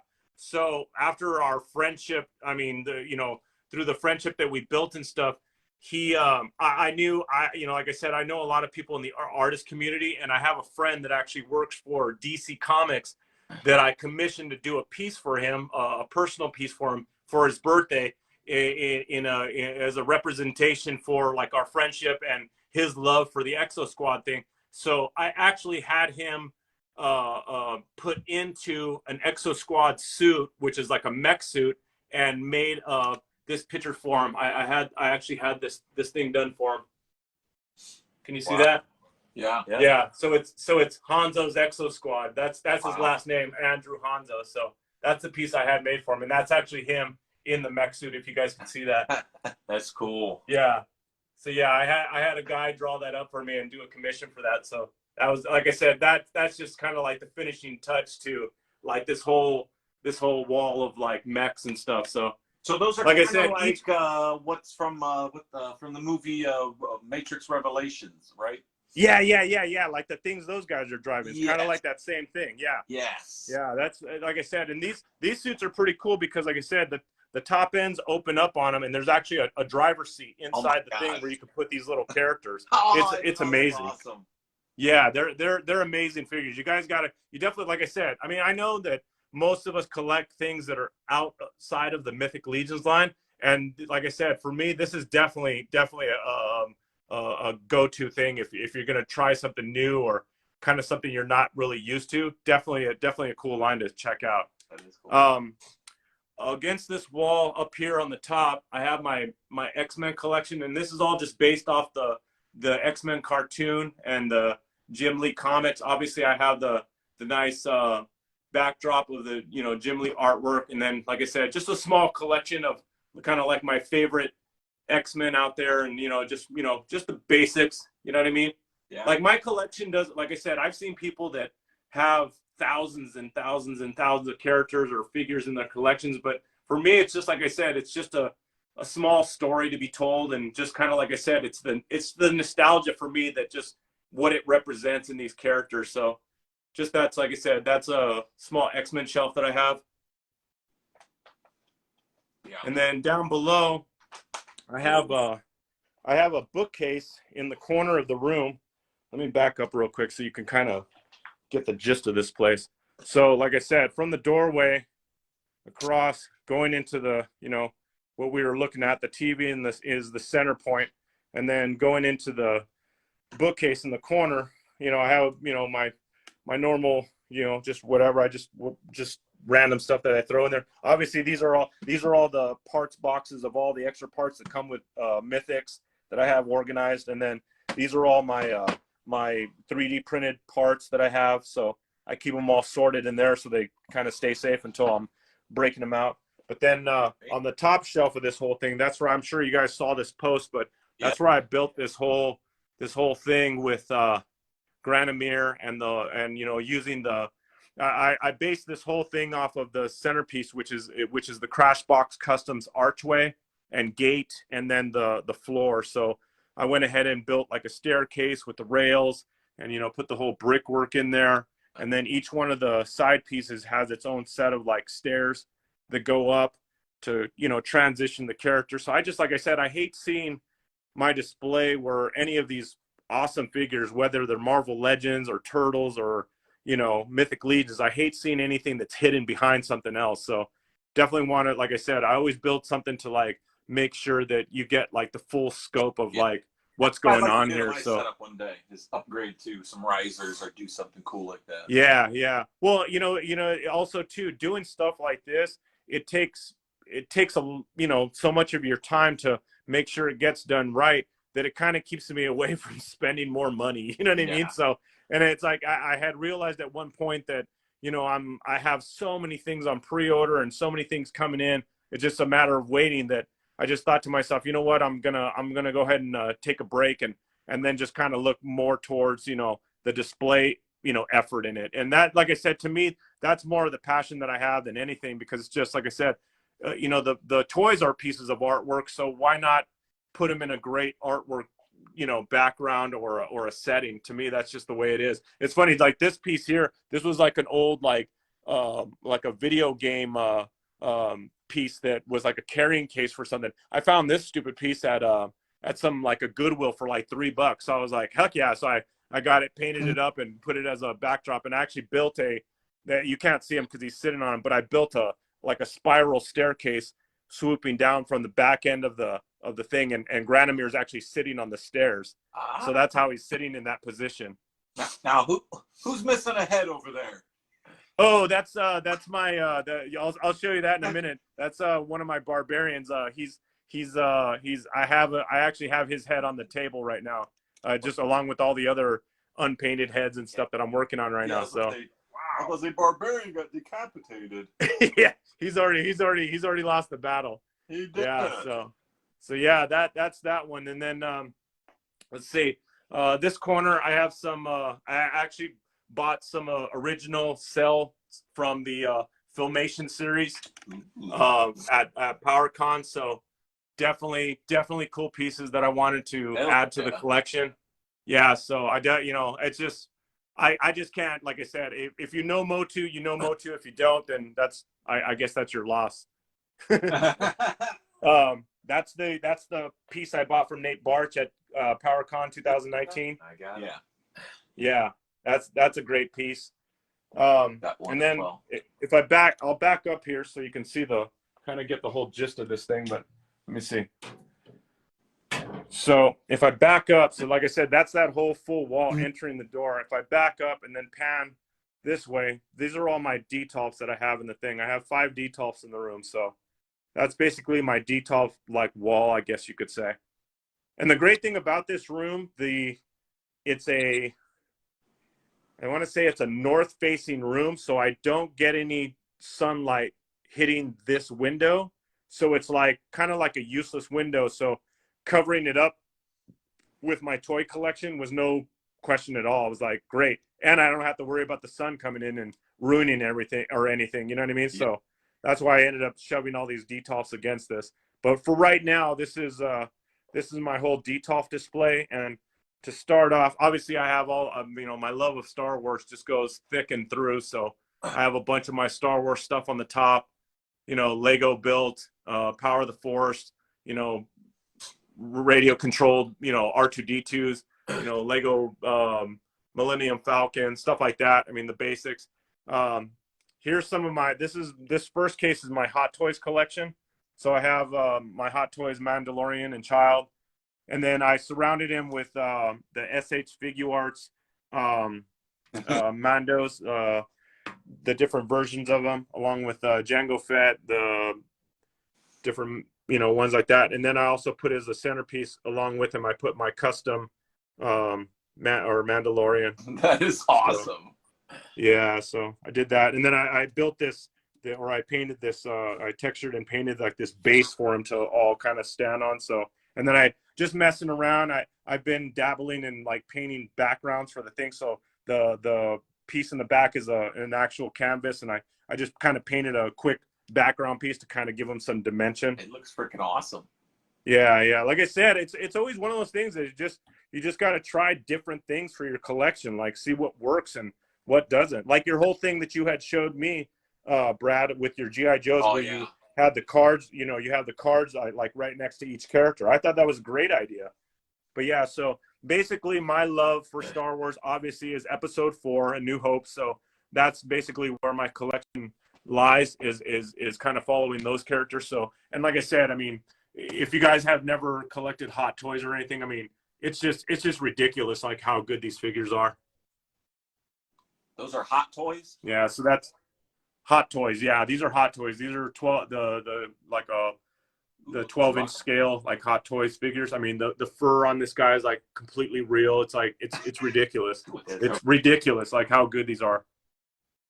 Yeah, so I got those, and then like I said, a couple other versions, like a real quick version of another, Boba Fett that I did. This was my custom version of the a female version of the Mandalorian and Child that I had done. So I did that. And then that's another toy line, like the movie Realization or the Realization series that they did. Yeah. And I just love that, like samurai inspired, like Boba Fett. So got him in there. The third shelf down, obviously, it's just more of the, like I said, the same line in the same series, Grand Moff Tarkin, Obi-Wan. And then on the bottom shelf is the I have to hold on, I'm gonna pan the camera a little bit. All right, there we go.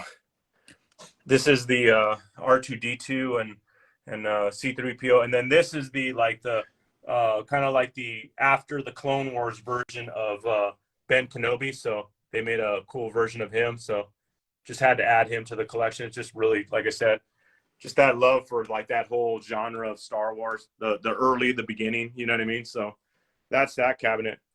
And then this one is all of these ones in these cabinets are all part of my customs collection. So this is all like some of my custom work that I've done throughout the year, and just added it to the collection. Some of my gargoyle series in the back, some of my frost dwarfs or the frost goblins in the front here.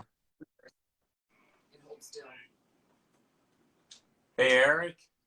Yeah. Can you stop moving for a second? We're getting a lot of movement on the camera. Oh, yeah, for sure. Is it catching up with you guys? Yes. Yeah, now we're there. Okay. Yeah. Oh, there. Yeah. Yeah, there we go. Yeah, you good? Yep. Okay. Yeah, so some of the, like I said, more of the all of the characters that I put in my cabinets as far as these display cabinets are all customs that I've made. So that's that shelf right there. Going down, got more different dwarfs that I've done. Another one of the gargoyles in the back. That one in the corner there, that was actually one of the McFarlane Warhammer figures that I actually put together with a female barbarian and then made like a custom warrior out of her. Down here I got this is one of my Marvel Legends shelves. This is like my ode to Punisher shelf. Punisher. Yeah. Punisher and Wolverine were by far two of my most favorite comics to read as a kid. So like obviously the Punisher like has a special place in my heart. And then down at the bottom I have a small collection of I don't know if you guys have ever seen Demon Slayer. It's an anime series. Yeah, I never have. No. So yeah, I just have a couple pieces from them, and then some of my I'm into like building Gundam model kits. So I have one of my kits in here. Ooh. You guys don't model build, do you? No, never have. The only time I ever model build was a few years. Well, it's been a while, but I did obviously model cars. Yeah. That was the only model building that I ever got into. Hey, real quick before we keep going on, how we doing as far as how do we have any names available? Yeah, for, Lauren something said cool? we have a handful of names. Lauren, why don't you do us the honor and pick us a name, our first name for tonight? Ooh, a name?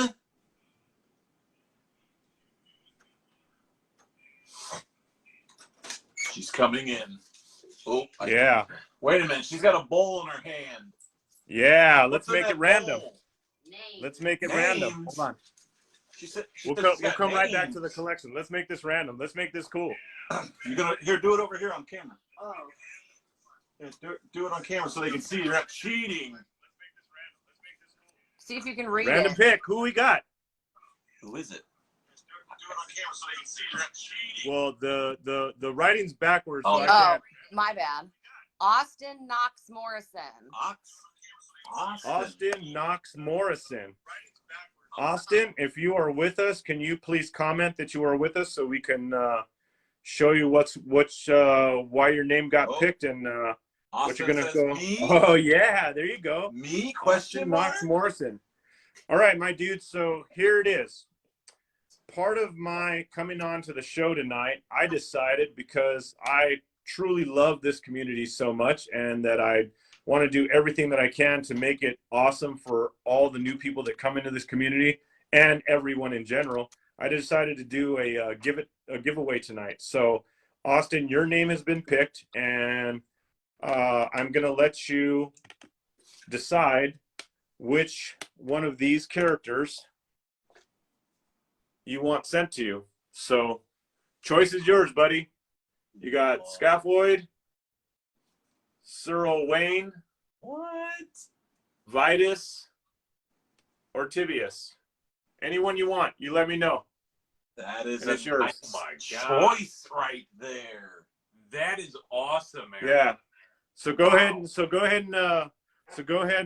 put in the comments which character you would like, and Lauren will direct message me afterwards, and we'll get your information and we'll get that character sent out to you. So enjoy, my dude. I hope you like it. So Awesome. that's our first one for tonight. So yeah. So on we go, my friends. Everybody good? Everybody's good. Cool. We'll see what Austin wants. I mean, he might not know. Yeah, the name, yeah. but you just tell us what color or what he looks like. Yeah. So moving on with the collection. This is my Motu inspired tribute figures. Obviously, a lot. Some of them are the like Cowarus in the back. Who else do we got? Purplor. The Lord Dragul. I mean, those are the Four Horsemen style figures. But also, I added in my own tribute customs of the ones that I've done. Yeah. So that's my Trap Jaw. I did Ram Man. You probably saw him at the con. I did Fisto. And then that's my He-Man right there. Hell yeah. Yeah, so yeah, definitely and then of course I dropped in some of these awesome little wanted posters. Who's that guy? Ooh, Walter. Yeah. Richard Gotta love it. says Yeah. that He-Man is perfect. Oh, thank you. Yeah, I love me some He-Man. So yeah, that head sculpt was just calling this custom's name. So wanted to do a nice little tribute to He-Man the way I see him. You know what I mean? You could do 1,000 different versions. And then of course I did that was my tribute to Skeletor. And then back in the back, that beautiful blue one that you see back there, that was Nikki Nicole's version of I forgot the name she gave it, but it was just I had to buy that figure from her. So that was definitely a cool win for me to actually put a piece of hers into my collection. Oh yeah, anything of hers is awesome as well. Oh my God, ridiculous, dude, ridiculous. Yeah, like back at right here, those two orc heads, those were painted by Nikki right there. I like I said, anything that you get from her is just a full win. Oh yeah. And then also I got that piece from her, which is that great head that goes with the body color on that one. And then the other one I picked up from her was this one, which was this that ogre scale head right there. That one's kind of hard to get to that, but that ogre scale Cyclops, I got that from her. And awesome. Lord Stephen Bishotti did that green kind of undead warrior head. That's a great one. That is great too. Yeah, I mean, like I said, alongside my own custom pieces, I just love the ability to kind of showcase other people's work inside of such a great line and such a fun collection to do. The next one down, like I said, I obviously could see too. I tried different styles with the backdrops that I do for my the little inserts that I have inside these like Detolf cabinets. So here again, I did a gateway and a wall like a staircase going up. So these are all like my samurai inspired characters. Oh, I like the samurai. I have my Those are cool. So that's my in the back I have a skeleton archer, and then that guy there again, like I said, starting off with like an Iron Knight. I made that. Is that a like, Fury samurai. Orc samurai? That one right there. Yeah, that's a Fury Arc samurai. That's cool. Yeah. So, like I said, just so many different versions and variations. Obviously, cool. the Kitsune body parts with the articulated icons, samurai outfits, on top of a 1.0 like elf ranger body or whatnot. You know what I mean? Just so cool. And then I did a rabbit version of him. Heck yeah. I actually got one of the heads in my packet that Jeremy gave me. It was painted too. Oh, nice. Yeah, that's a cool head. And then I did like a red dwarf samurai with a little he's got like the little Fu Manchu mustache going on off of his helmet. That is awesome too. Yeah. I did, like I said, man, and like I said, and they're so cool because it's just like you could just do whatever your imagination tells you. You know what I mean? It's like it's just a no-brainer. And then let's see, going down below, this is my ode to my favorite guy in the world, Wolverine. So.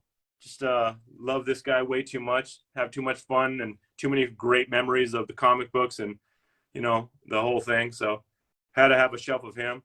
Hey, made him Eric, a little. The winner, who's the winner again? Austin Knox Morrison. He picked Sir Owain. Okay, awesome. Just make sure that, Lauren, if you could, just make sure we write that down. And then, like I said, we'll get his contact information. And then, my friend, you will have your Sir Owain on the way to you. So, yeah.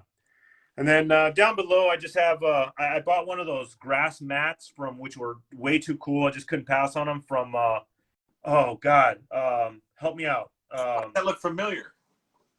From Iron, what is it? Oh, I can't think of the name. I just drew a blank right now. One of the guys that sell like the swords and the G.I. Joe weapons and all that. Yeah, it looks familiar. Like I've seen that before. Company that makes these. They also make these mats that go inside the detolfs. Oh man. Oh. God, I feel stupid. I feel stupid forgetting. They were at the con with us. Yeah. Anyways, yeah, that's their thing. I feel stupid not knowing what Gridiron. Well, Gridiron Studios. There you go. Thank you so much.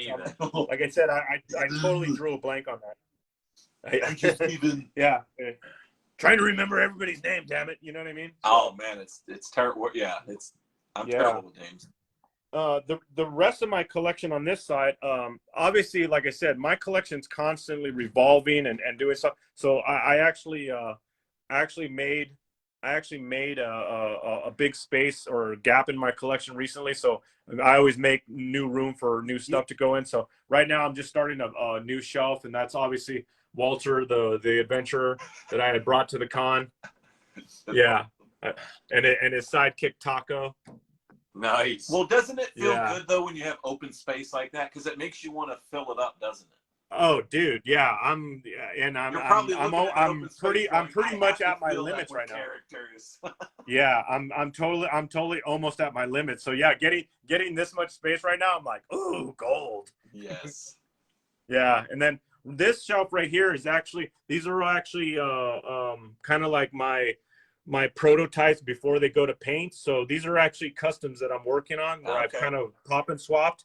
And then I'm like, okay, now I'm going to do like full repaints on them. And so you can see, obviously, there's different like head sculpts on them or added horns and just different variations. So that's kind of what this shelf is just doing right now. It's just holding those characters that I'm like kind of like currently working on. So that's actually going to be my version of my Man-at-Arms tribute figure. I actually have a secondary head, but right now that's where he stands right now. Okay, nice. Yeah. So, like I said, I'm doing that. Down below is this is a horror shelf. I love the old horror genre, so I have a cool little collection of horror figures. For a quick glance, I thought that was Homie the Clown in the back. Oh yeah. No, I was like, that's man, it. that's it. No, that's it. Yeah. Because I was like, how the hell did you get a Homie the Clown? Yeah. I feel good. And then on the bottom, I have an open. This was like one of those like garden diorama pieces, like a big heavy like concrete one that kind of put in like the bottom of an aquarium or fish tank or whatever. So I just use that for like photo work. So I just kind of have it holding there or whatever. That's cool. Like Jeremy, and that which was kind of cool. I saw something that he collected that I collected too. I have a small collection of the Nightmare Before Christmas characters and stuff. So I have that. And then going up, this cabinet is basically just kind of a holding spot for some of my my model builds that I do on the Gundam model kit. So I made this into like where I made him, instead of a Gundam model, I made him almost like a statue, and I have like a whole park with the people, and they're kind of like visiting. You know what I mean? That's cool. Yeah, so I have that, and then the rest of them, these are just kind of like built models that I kind of just threw in the cabinet just as a space saver, and just, you know, just different things that I've worked on. And then a couple of the last cabinets, just whatever, just a couple of new figures, some of the newer Spawn figures, and some of my older like Gundam stuff and different stuff that I'm working on. So, and then let's see, now we're going on to the third wall. So above the cabinets, I have you know, I love different types of artwork rather than your like cookie cutter posters that you would get like at Target or whatever. So anytime I run into like cool artwork, you know, in a genre that I love, I just, you know, definitely love to pick up stuff like that. Like I actually met an artist at a gallery that was at an art, you know, during an art show that I was attending, that was painting these, and he had this different take on a Star Wars theme where he called this guy 00 Stormtrooper, where he's like, you can see he's like suited up, like ready to go, but then you could notice the rebel symbol on his hand, so he's kind of like the double agent. Yeah. I just thought stuff cool. Like that was like pretty cool to like add to the collection. And then I have you know, some more prints and stuff that I just, you know, utilize. And then this whole shelf right here is basically my kind of like my ode to Star Wars collection here. So like I said, I never try to have the biggest collections, but I just try to have enough of a collection to kind of just satisfy my need for the genre and the kind of the nostalgic feel that all these movies and these characters have given me, as, you know, as an individual from my childhood all the way through my adult years. So yeah, that's my Star Wars shelf. And then if I back up now from this part, this is kind of where, that's kind of where we lounge and just watch TV and mess with figs on the table all day. So that's like kind of my fig table where I just do my thing. But behind that wall, I have some artwork, and then I have these 3 shelves that I built just as a centerpiece, like right above me right there. So on the top, I did this kind of like my ode to Spidey shelf. That's a #1 Spidey from the Torment series. And that one I got signed by McFarlane. You can see the signature there. Damn. That was back in the days when I was heavy fanboying McFarlane and chasing him everywhere and grabbing autographs and the whole nine. So that's kind of cool to have. But yeah, this whole Spidey shelf, that's just, like I said, just a whole just love for like that whole character and all of his arch enemies and just all the cool things that came with it. Little things that I've, you know, built along with it, like the shadow boxes and, you know, framed artwork and stuff like that. So that's that one. And then just recently I had I had decided I needed some room on my primary Legion shelf. So what I decided to do is I decided to move the entire Aether wave that I have in hand to this shelf. So this is all just basically the Aether wave, which is a big wave. It is one of the, if I'm not mistaken, it is one of the biggest in the entire line, right? Yeah, because it takes up one of my whole shelves. Yeah, it's freaking huge. So yeah, I decided to go ahead and put the entire wave up here just to free up, well, obviously this many figure spaces. You know what I mean? So yeah, definitely was one of the newer things that I've done to this room, where I kind of moved that around. And then this is, let me turn I have some lights in here. I see some Hold on. Terminators. Yeah, this is my awesome 80s shelf. So this is all 80s inspired movies, genres. It's all a mixture of everything. So, you know, you got Voltron, you got the Predator, and Arnold in the back. I see him. He's disguised back there. Tron, Gremlins, RoboCop. I mean, like I said, it's all about the 80s in here. Aliens. Let's see who we got. Terminator. Back to the Future. Yeah, so it's all, you know, little Mario Brothers, Little Joe. Yeah, so this is, like I said, this is kind of just like my. She can place that counter. Yeah, this is definitely, this is, like I said, this is like my whole ode to the 80s. You even got a T800 head there too. Yeah. Just like I said, just a little prop cool. head, kind of cool. Thought he was cool. Hell yeah. Yeah, I got a bunch of the T800s in the back. You see them against the license plate. I grabbed me one of those too. Yeah. Which one? The T800? No, the Out of Time. Oh yeah. That, come on, dude. You have to have that license plate. It's so cool. Yeah. I have to grab that. Fun. You guys want funny story, which is really cool. I'm originally from a town called Roland Heights. That's where I grew up. That's where I went to elementary school, junior high school, the whole nine. So in that town, about 3 miles away was our local mall. And malls back in the 70s and early 80s were like the big thing. That was like where everybody was at the mall. So not like today where, I mean, you know, back then we had arcades, you know what I mean? So the mall was like the huge thing. The mall that I'm talking about was a place called the Puente Hills Mall.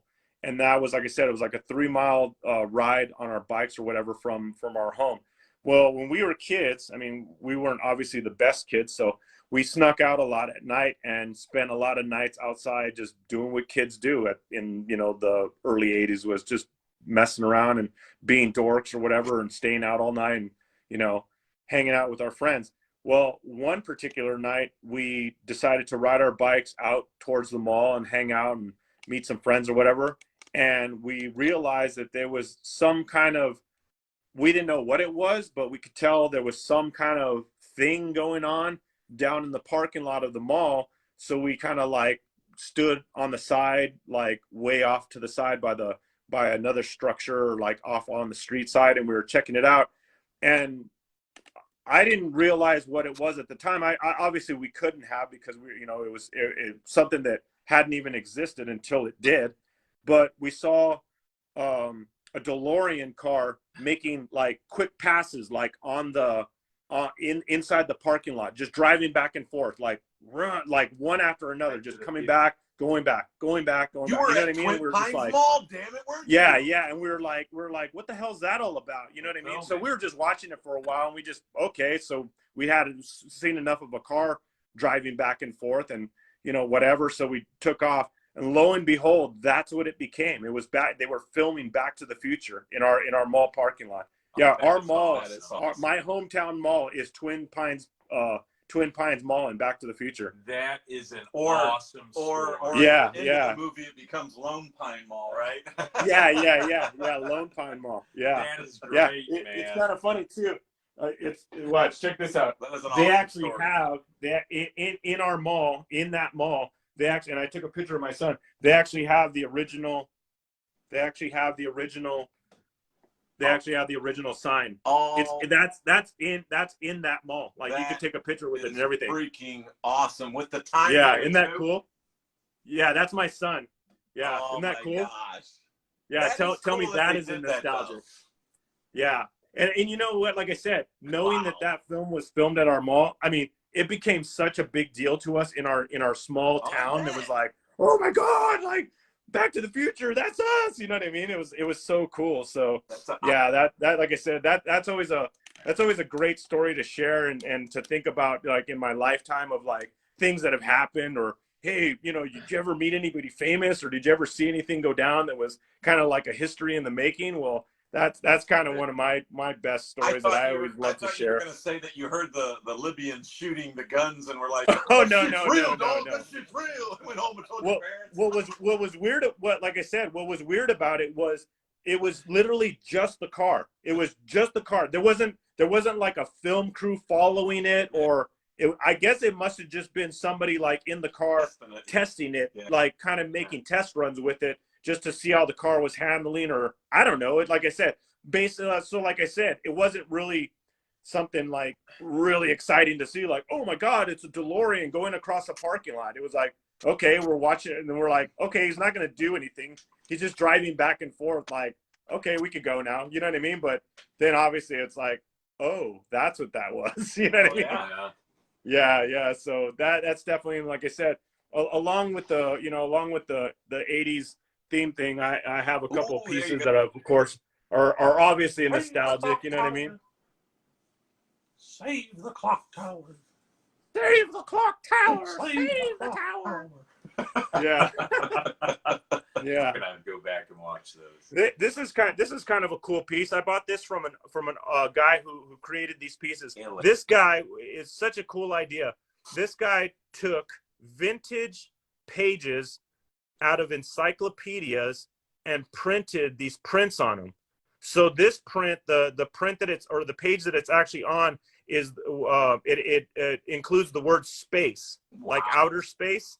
So yeah, I figured I did that one. He had one that was on the page of Alien, but obviously someone bought that one up real quick from him. So I got that one. But I thought that was such a cool, like, just cool. a cool, like, original idea. I had to buy a piece from him. So yeah, so that's basically that. And then obviously in the corner, this is where the magic happens. Ooh. Yeah, that's my desk right there, where I kind of do all my business right there. So you can see I have all my little shelves with all my paints. Look at all that candy. I made this. What's up? I said, look at all that candy you got over there. Oh yeah. This is where all the fun happens. I built this shelf right here. I built that out of foam so I could stack off all these paints. Well, you got a lot. Because God only knows I just keep buying paints like a son of a bitch. And then these are a bunch of parts that I'm just working on at random, and a bunch of head sculpts that I've already painted up and stuff. So just random stuff that I'm working on right now. And like I said, for customizers, it's just, like I said, it just goes in day out. But having a nice little spot where you can kind of do your business. There's a bunch of stuff that I've primed the last day or so, where I've just kind of waiting to kind of get to work on a bunch of these different pieces. There's so much to do. You know what I mean? Yeah. And then up here, I have I dove in a little bit on the Origins Motu line. So I have some Motu characters up there, which are, like I said, really cool, really nostalgic. Again, I don't personally. I'm almost like completely out of space in my collection room. So, and I probably have like a 60-piece vintage Motu collection that I really have nowhere to store. So that's actually in totes right now. Mm. And then some of the Batman animated series line on this shelf, which I like I said, I love that. Probably one of the best animated series made. And then some of the McFarlane Jokers and some Batman stuff. Just some random figures, some of the Storm collectibles, SH Figure, Bruce Lee, Storm, Mike Tyson, 1,000 Toys. I forgot his name. And then back in the back from the old school vintage PS1 days, Vulcan Raven from Metal Gear Solid. Then these are just some random figures. Some of these Figma. Have you ever seen these, Mike? These Figma figures. They're like the little schoolgirls that are all like. Seen them. They're all tacked out, and they got like tack weapons and stuff. So those are pretty cool. Yeah, they're really cool. Cool articulation on this stuff. I seen in there. Yeah. Yeah, Storm Collectibles, Mike Tyson. That's nice. Yeah, really cool figures, man. Yeah, so that's and then of course the McFarlane Batman 66 series. I love this. I love this collection. So cool. Superpowers kind This is from the old 66 TV show. Yeah. I mean, it's like the full like the full toy realization of like Adam West and all the old actors that played those parts. And then I got awesome. some like scale buildings and stuff, and then Godzilla and King Kong obviously there. This is a pretty cool thing. Let me see if I could turn this thing on. Hold on. Yeah, this is kind of cool. Look at this TV, dude. This is kind of cool. Yeah, those TVs are freaking awesome, aren't they? Dude, these are awesome, dude. They got like the full on. Back to the Future. Wow. Look how cool that is. Oh yeah. Like to go with scale figures, dude. There's nothing like that. Have you seen the that Back cool? to the Future one? Yeah. So That's cool. what I have with my NECA figures up there. It actually plays Nice. 20 minutes worth of movie. Yeah, dude. They have like full like uncut scenes in there. It's so cool. And then this sidewall right here, I have some of my Gundam stuff. So these are all just different model builds that I've done.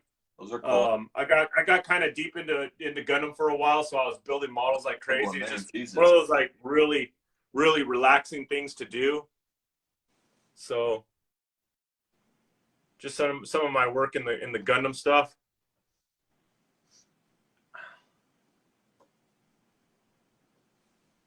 Yeah, these guys are a lot of fun.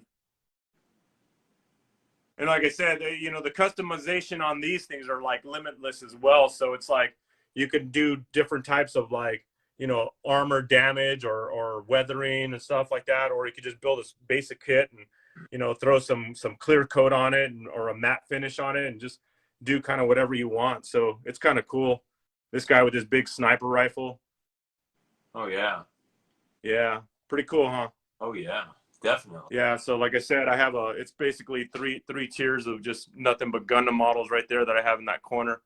And then across the top here, going back towards the doorway, I just fell in love with the old you know, Ode to Kenner 6-inch versions of the Star Wars series. So I was really heavy into getting those for a while, especially like I said, from the Empire Strikes Back and Star Wars. So obviously that's like a whole carded collection. And I obviously I have enough of these characters already outside of card, you know, in my collection and in my displays that I just chose to leave these on card because it just, like I said, it's just that nostalgic, you know, throwback to these old type of cards. You know what I mean? Yeah. So yeah, I just kept those on cards. Now, standing from this angle, looking back at the door, this big entryway where my desk is, that was actually the closet in this bedroom. So what I did was I removed the two slider doors from the closet and then removed the shelves, and then I ended up building in this built-in desk and these two shelves to display on. So it's kind of dwindled right now because I opened up a bunch of space on it, but this is my untouched Mythics collection, where these are the ones that I'll buy and I'll put on shelf without doing any kind of like customization to them. So Gotcha. So yeah, so basically I have all these guys up here, what's left over after I took all the, like I said, the Aether wave out. But yeah, I built all these stairs to just have multiple characters. I think at one point I had like 96 characters all up here in one shot. You know what I mean? So yeah. That's your favorite character, right? Don't worry, dude, you won't make it. So yeah. And then on the side, on this, like I said, this is my desk area. This, you know, where my computer is and stuff. So I have a Hot Toys Jack Nicholson, which is a really expensive and rare figure to get in as far as Hot Toys. And I have a Mezco. I think he's Mezco. I forgot. No, maybe I forgot what series he's from, but this is from the Hush series Batman, but he's got his he's throwing his grappling hook out, and I just threw him on top of that like Gargoyle. I thought it was kind of a cool thing. And then on this side, this is kind of cool. You guys will enjoy this. These are actually my This is my collection of my my I my see that. pin collection that I got. So I actually shadow boxed this thing and built this shadow box with all my pins. Oh, cool. And then this Do you have any? this guy right here, this oh yeah, Mafex. Thank you, Ish. Yeah, that's the Mafex Batman. This figure right here, that's the actual figure that I first opened in hand. That my friend, he actually took it home with him, but a while later he was actually selling it, and I actually bought it from him. So this is actually the first Mythic Legions I ever held in hand. So that's kind of like, it's kind of cool that I was able to put it with this whole shadow box. That's mine. Corona, that's Brad's. That was my first. Yeah. So then up here, I put that cool coin that it was sent to some of us, and Oh yeah. I put that with that Wolf King Customs head, and obviously the Struck Family Crafts piece right here, the whole cape piece and the whole thing. So thought that was a great piece to go together. And then last thing on this side, I framed up above my keyring here. I framed up this print that I bought off of Trevor, which is just probably one of my favorite pictures I've ever seen him do. Is that Just a the great- orc or is that Keltis? No, that's the orc. Gotcha. Oh yeah. Yeah. That's just such a great piece, man. So as soon as I got home from New Jersey, I ran to my local Michaels and had that frame, or bought a frame and framed it up and just mounted it inside my desk area here, because it's just, like I said, it's just too good. And then one of the last pieces was just kind of cool piece. This was a buddy of mine had this commissioned and had that made for me because Spirit is actually my very favorite G.I. Joe character. So they made it like an ode to me as a G.I. Joe character in the form of Spirit. And then they used my code name, Late Night Lebron. Nice. Yeah. I just love it. It's just, I was like, oh man, you guys are kidding me. So yeah, a buddy of mine had that made for me for my birthday. So, and then of course you always got to have a cool 1.0 figure on hand, just displayed in card. So 1.0 Vorgus, which like I said, pretty rare and pretty hard to come by. So definitely cool figure to just have, just to remind you that, yeah, a lot of great things are coming and a lot of great things have passed. So that my friends is the room, if you will. Sweet. That's awesome. Yeah. Like I said, I've been doing it for 35 plus years, and it's just like I said, I've been through so many genres and so many ways of collecting, and like I said, at this point, it's just it's almost to a point where I take it and look at it as kind of like my own little museum. You know what I mean? And that's why I kind of work hard for every day. And it's not just about, to me, it's not about quantity. It's quantity, or quality. You know what I mean? Yeah. Yeah. So, Eric, as we close this up, would you take questions from the comment section? yes. And at the same time, if we could, let's do another name. Okay. Executive producer Lauren, if Bring you the can bowl. bring the bowl in. We're Send gonna for the pick Royal another name. Bowl. Send for the Royal Bowl. Also, guys, this is the time for questions for Eric. If you have questions, I'm looking at the feed now. Hit me with them. She's bringing the Royal Bowl. Okay. I see a question that said, hold on. A question said, Yeah. it said, oh shit, I lost the question. I think it said, do you have a name for your room? Yes. I call my room the Nerd Cave. The Nerd Cave. Yeah, the Nerd Cave. Christopher Olsen. Christopher Olsen. I know Christopher that Olsen, guy. congratulations, brother. I know Christopher. Christopher, I can vouch for Christopher. He is a new breed. Okay, Christopher, so you have your choice. Scaphoid, Sir Owain, Vitus, or Tibius. So go ahead and send a comment on which one you prefer, and I'll get them sent out to you. Jeremy Gerard Any one says, of those hey, four. Eric, great show and great collection, my friend. Oh, thank you so much. Like I said, I could only see the I could only see the. Oh, hold on. Oh, there they are. Okay, now I can see the comments again. I had them. They were erased for a minute, so I didn't have them on hand.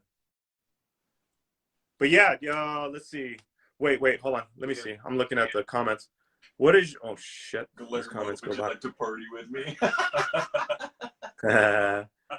What is your favorite brand of paints? Okay. Right now, Van Johnson, my favorite brand of paints is Citadel.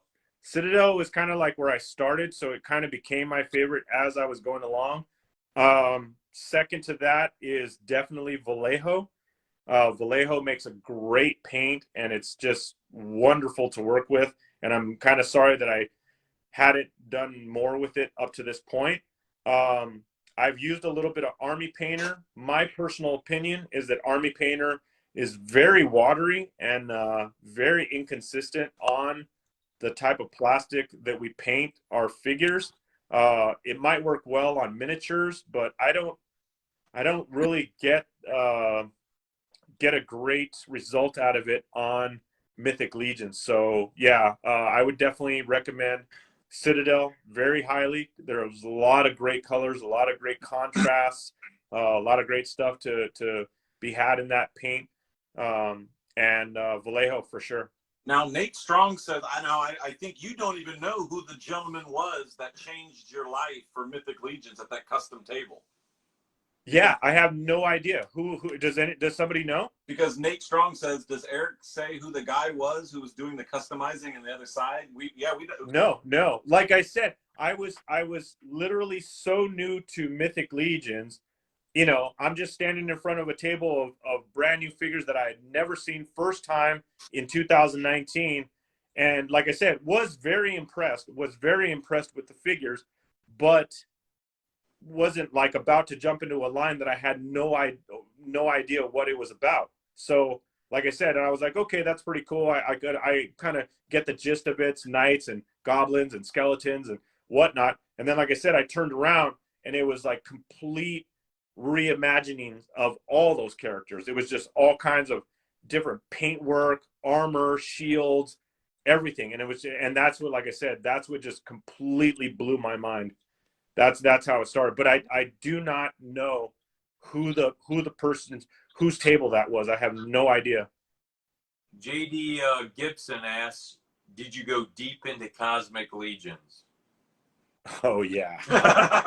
Oh yeah. Oh yeah. Yeah. Let's just say this. I started with 2 all-ins. Okay. Yeah, that was the start of Cosmic. And yeah, probably another 30 or 40 characters along with that. Now, did you go with add the coins and stuff like that, or? I didn't do the sigil coins. I wasn't really. That wasn't. Oh no. I'm sorry. I did. It's not a coin. It's like a key. A key. Yeah. Yeah. It's that key. Yeah. I ordered enough to get that key or whatever. You probably got a whole bunch. Yeah. Yeah, they better send me the car as well. You know what I mean? Rich asks, did you go to Frankensons when you lived in Roland Heights? Almost weekly. Because the cool thing about Frankensons too, it wasn't like, if you guys don't know anything about it, it's not like a monthly or every 6 months or a yearly show. It's every week. It's every Wednesday and Saturday. Now, obviously, like I said, I've been friends with Frank and his family for 30 plus years since we were children. He contacted me a while back before they made the big jump. Him and his family, they actually purchased a Sam's Club, an old abandoned Sam's Club. So you can imagine the size of that. Now that entire Sam's Club is a full collector show and now it runs 3 days a week. It runs Wednesdays, Saturdays, and Sundays. We have that up here. Yeah. We have Hartville Flea Market. It's a huge flea market. I mean, it's not like a typical mom and pop flea market. I mean, it's huge. Now, when you say flea market, that's basically selling anything from old sneakers to vintage toys. There are a few people that have toys, so there's a dozen people who have toy stuff, but it's a little bit like some guy has machetes, this guy has tasers. Right. Okay, so if you can imagine that flea market, but it's all collectible toys. Yeah. It's like Toy Ohio. comic books, action figures. It's everything. Chris picked Vetus, so I'm writing Vetus. that Okay, down. cool. Yeah, we'll make sure Lauren gets that down, and like I said, we'll contact Chris and get his contact information, and then I'll get that figure out to him. Curtis Ackerman says, "Can you describe how that rack for the painting spot is constructed? It's perfect." Oh yeah. It literally, Curtis, it's so easy, it's stupid. Well, That means literally. That means we could do build it. Okay, let me hold on. Let me see if I can adjust this so I can kind of film this while I'm talking about it. Okay, let me see. Okay. All right, so I'm gonna put this here, and let me see. Sorry. Live streams, you know how they go. Yep. Okay, so this is basically the foam board is actually I got it from Dollar Tree. It's I don't know what the thickness is. I want to say it's like maybe like a 1/4 inch thick foam board. It's kind of like that construction board that you would use for like props when you're doing your, like, I don't know, your little your kid's science project at school. So they come in like big, like 24 by 36 inch sheets. So basically that's what I start with.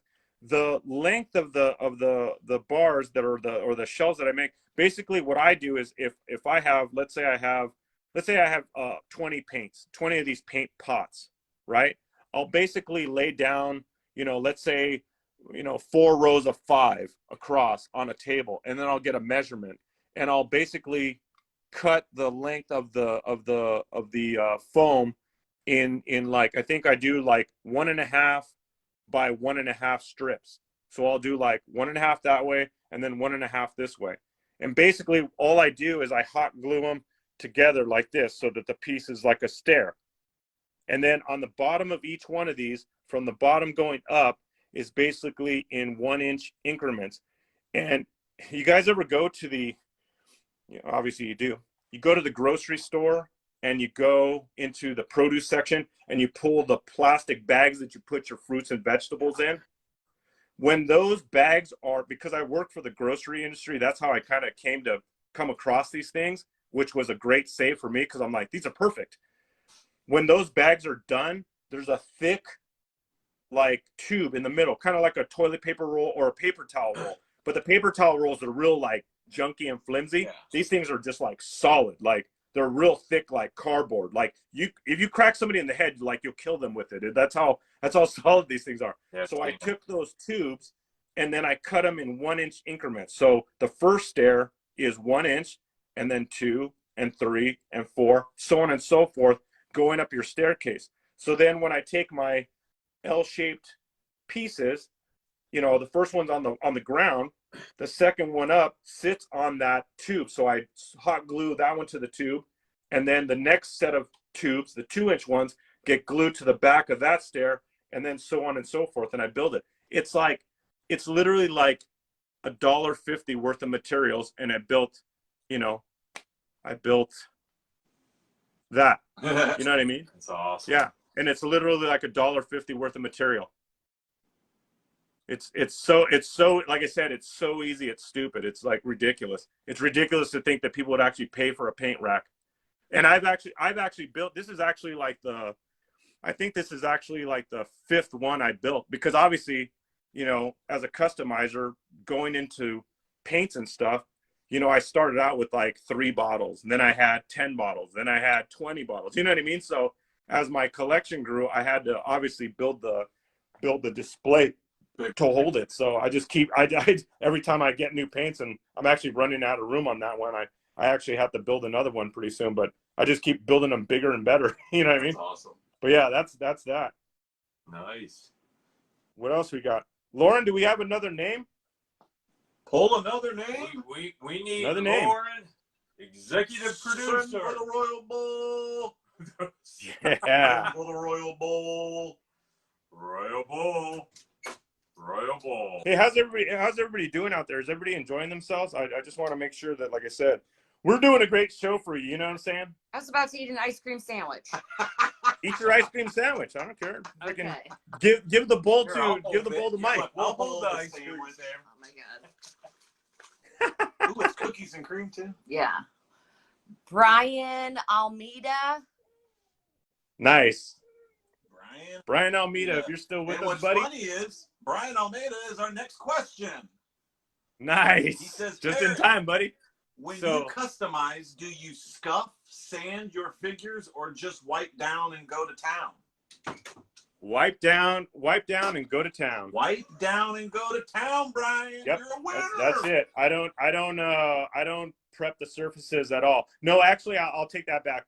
I will add primer. Okay. I do add primer.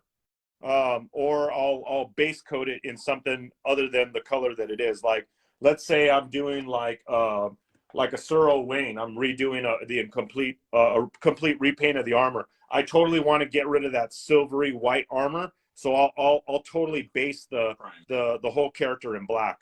Like there's a certain like Krylon color master that I use as a base matte black to start my characters off with, and then after that, then I'll go to town. Because most of the stuff, I mean, there's some very few of the armors and pieces on Mythics that you can actually just direct paint to, and the paint will stick. But a lot of them, you got to be kind of weary about the paint that's on there, and like I said, it not taking to it. So I definitely try to put something like that, either a base coat or some type of primer to start off with.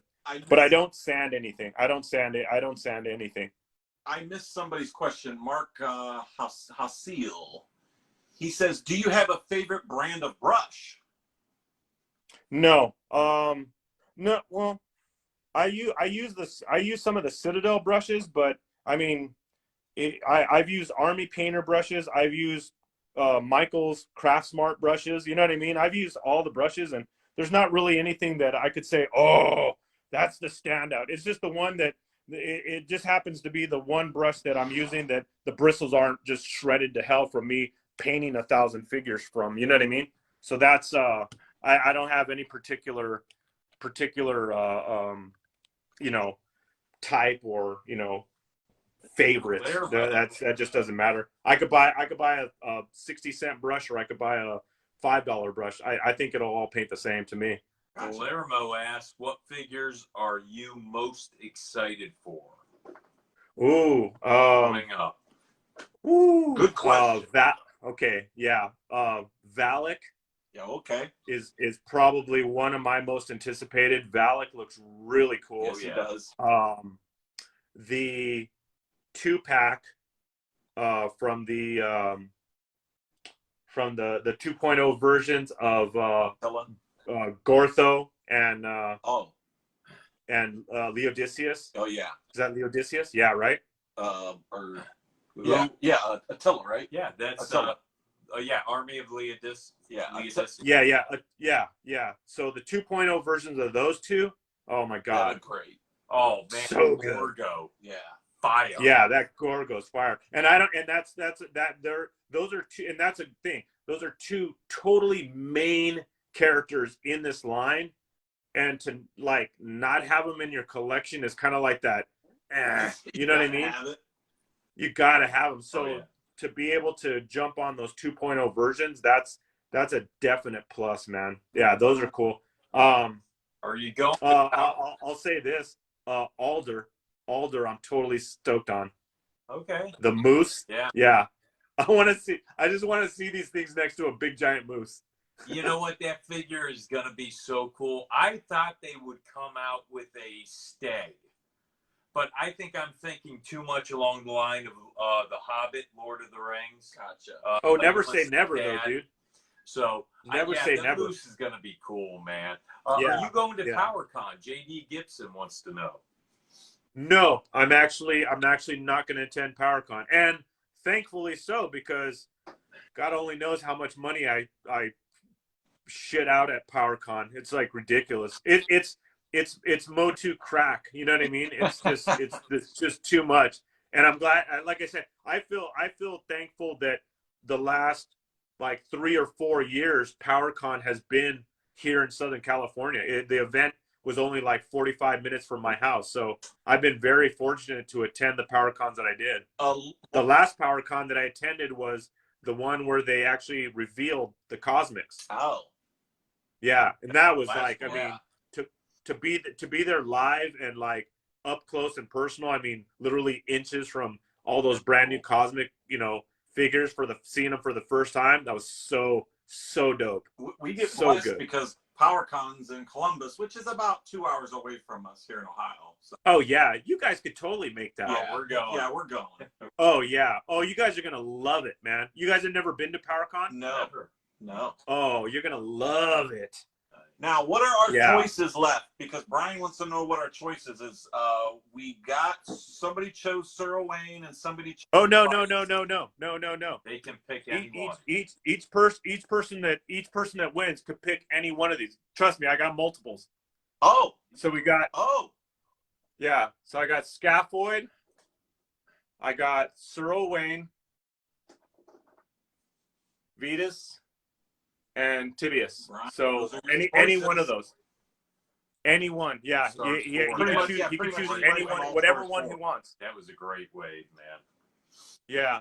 Anyone he wants. So yeah, just let me know. Grail figure. Hey, Fastia, those are what Grail figures look like, baby. Yeah. Mike's mad because the Four Horsemen forced me to vote for her.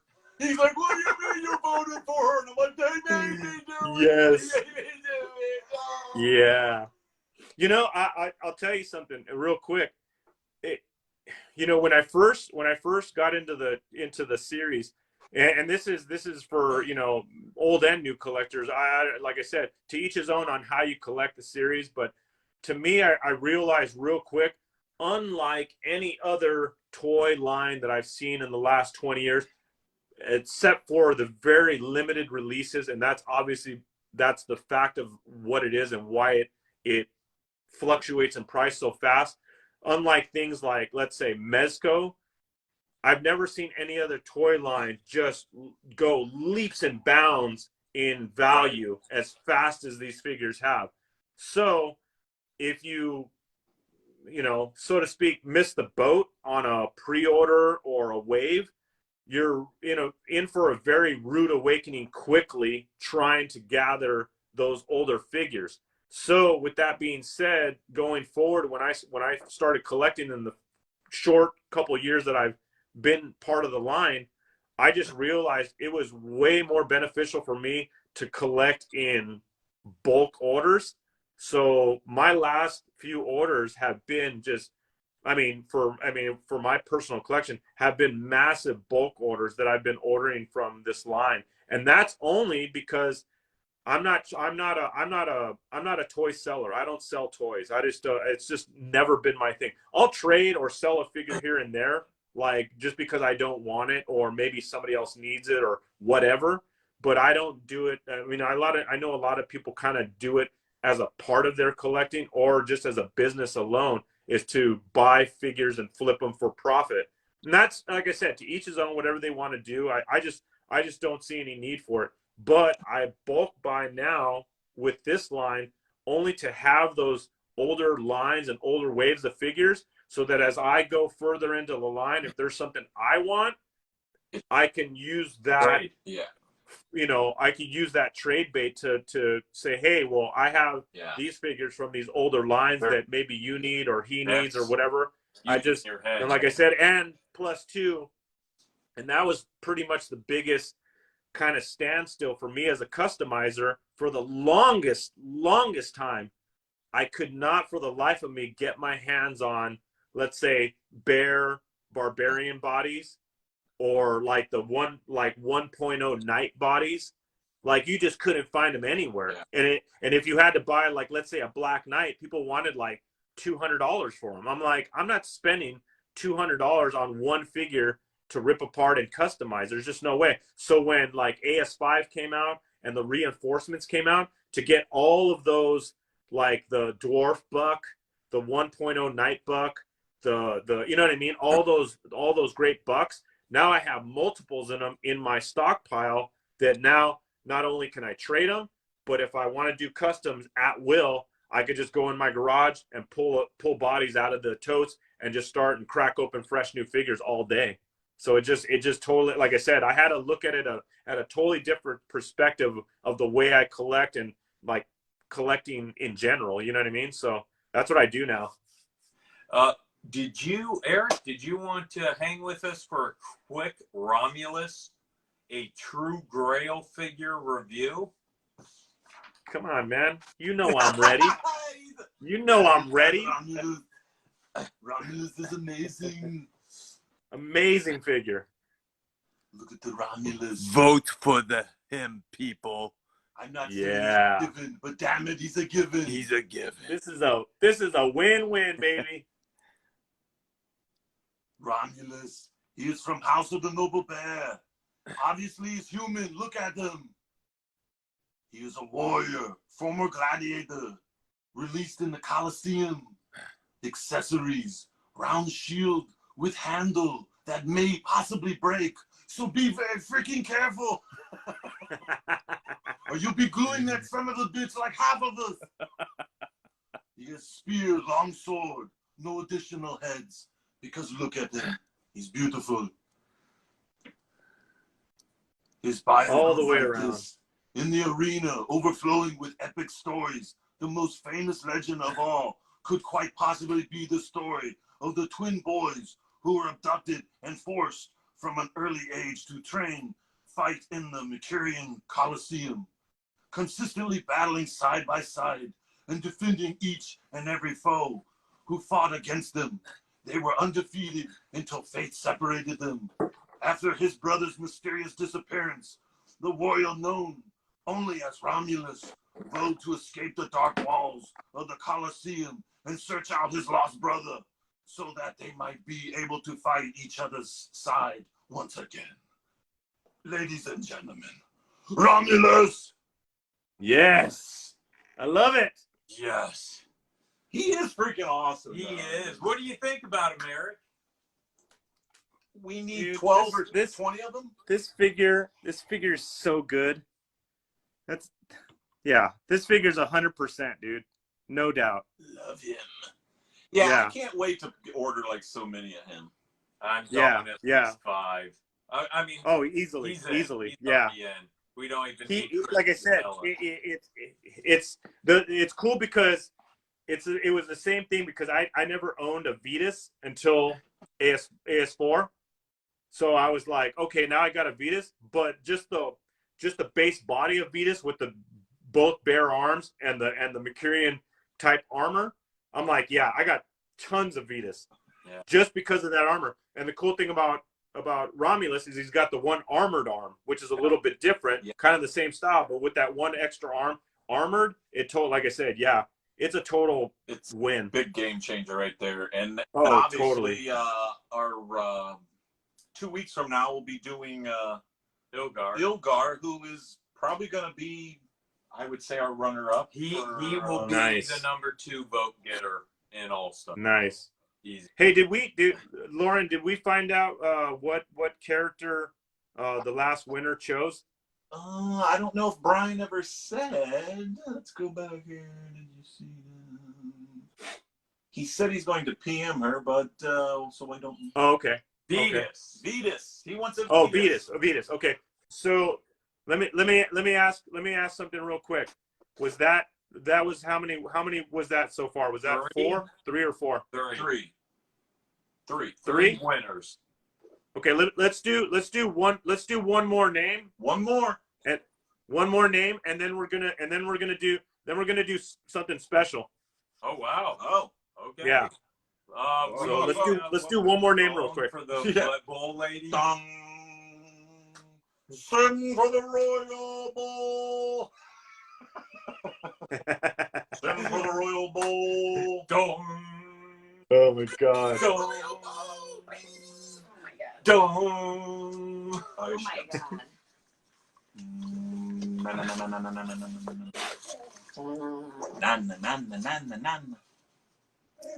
Oh, Who is it?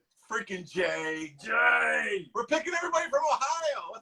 I Nice. was just sticking my hand in. You see, I'm recruiting Ohio well. They're all noobs. They are noobs. We have Jay, you're gonna get the figure, Jay. Jay. Congratulations, Jay. Jay's in Parma, You are which is one of our 45 lucky minutes winners away. tonight. So, Jay, you can pick as one of our new collectors. You can pick any one of these characters. So I got Scaphoid available. I got Suro Wayne, Vetus, and Tibius. I think so. Just got a Tibius, I think. Ooh, So Jay any one of says those you want, Vetus. buddy? Vetus. See, that tells you the Mercurians are fire. Yeah, He says absolutely. Vetus. The Mercurian is a win, bro. The Yeah. Mercurian is a total Can't go win. wrong with the Mercurian. I think as far as the 1.0 bodies are concerned, next to the total bare-chested barbarian body, that upper torso bare arm Mercurian, total fire. Well, you know what Fastia needs to do? She needs to get rid of her little Red Riding Hood and get a female Mercurian helmet. Then maybe she would have a chance. You know, I think Fastia would be cool if she had a like a Gwendolyn Heavens brand head sculpt. Well, if we get her in the freaking head Dude. pack, then Dude, game on. Heavens, that unhelmeted Heavens brand head sculpt is so dope. Yeah, That's such a great head sculpt for a female head sculpt. no doubt. So Yeah. what is this special? Yeah, what? Yeah, what are we gonna do? Oh, it's the last giveaway. Oh, It's the last nice. giveaway. But I'm doing a special figure for this one. So Nice. So not what we're not this. We're going. no, not Royal from Bowl the is gone? not from the All-Stars wave. So, or it is, but Oh, so let's do one last name, Lauren. one last name. One last name. Here, stick your predator guy in here. He can pick. Okay. The little predator guy. Little predator guy picks it up. Picks it up. Tony Capter. Tony Capter. Let me see. Captner. No, I spelled it wrong. Capnter. Is Tony's a new collector? Tony. He said he was a noob in the beginning. Yes. Is Tony here? Okay, cool. Tony, you are very fortunate, my friend. Hopefully, this will make your day. But this is going to be coming to you. Oh, Gerard, baby. Yeah. So Rod himself. go ahead and Tony, congratulations. Go ahead and send us your send a comment or a message to Lauren, and she'll get your contact information for me, and I'll go ahead and send you a Sir Gerard. Hope you enjoy, bud. Yeah, Man, Nice. that is awesome. I gotta tell you, Eric, this is epic. It really is. This is amazing. All these new people that are just, your generosity just blows my mind. All these new people getting into the line now have a figure. They might have one or two figures on them. Now they have another one. This is crazy. This is so cool, man. Thank you. Thank you. You know what, man? It's just, it's like I said before. It's what do you do? What do we do with the rest of our lives? You know what I mean? What changes do we make? What what lines do we reach out for? You know what I mean? What do we make different? What do we make better? Yeah. It's just one of those things that, like I said, there's nothing that I can recall in my lifetime so far that's been so completely life-changing and uplifting and inspiring to me as a group like this or a toy line like this. Like I said, I've always had the passion for toy collecting. That's obvious. You know what I mean? But going forward, it's like one of those things where it's not just about the plastic. Get it? No doubt. It's more about the connection and like I said, it's just the way to be a better person and a better human being, and it shows in all of us. You know what I mean? Yeah. All of our people, like so many people that attended Legion's Con in New Jersey with us that had never been anywhere around anything like that before. it was always the same comment coming back in droves, was that I didn't find a dickhead in the place. Yeah. There was no attitudes. It was like, yeah, that's us. Yeah. You know what I mean? That's who we are. And it's like, I think that's something pretty special. You know what I mean? Especially in toy collecting. No doubt. Because trust me, I've met a lot of assholes. You know what I mean? And a lot of terrible people and a lot of just, bad collectors. And in this line, it's just been nothing but great vibes with people. And it's just something, like I said, I can't put a price tag on it. And I'm fortunate enough to collect what I collect and have the ability to afford, lines like this line and stuff like that. And me sharing a few of my figures that I have, more than enough for myself, I have no problem doing. And I'm so happy to do it on this platform because, like I said, this is what it's about. This is what this community is about. It's about just like sharing and being real with people. And like I said, it's no scratch off of me, man. I could do it all day. You know what I mean? But I'm more than happy and so happy to kind of give back to the community. Awesome. That's, like I said, that's given me, the next how many years of great joy and happiness just in something that I've loved to do for so long. So yeah, man. I'm so happy for all you guys that have, going to be receiving these figures. And like I said, spread that love to your brothers and sisters out there that are new to this line or, part of the toy community. And just like I said, just be a better person, man. That's all it's about. And it starts with, a 6-inch action figure. It's as simple as that. I said Jeremy Gerard was a pretty genuine person. I think I'm going to use that word with you. That was pretty genuine. I love that. That was awesome.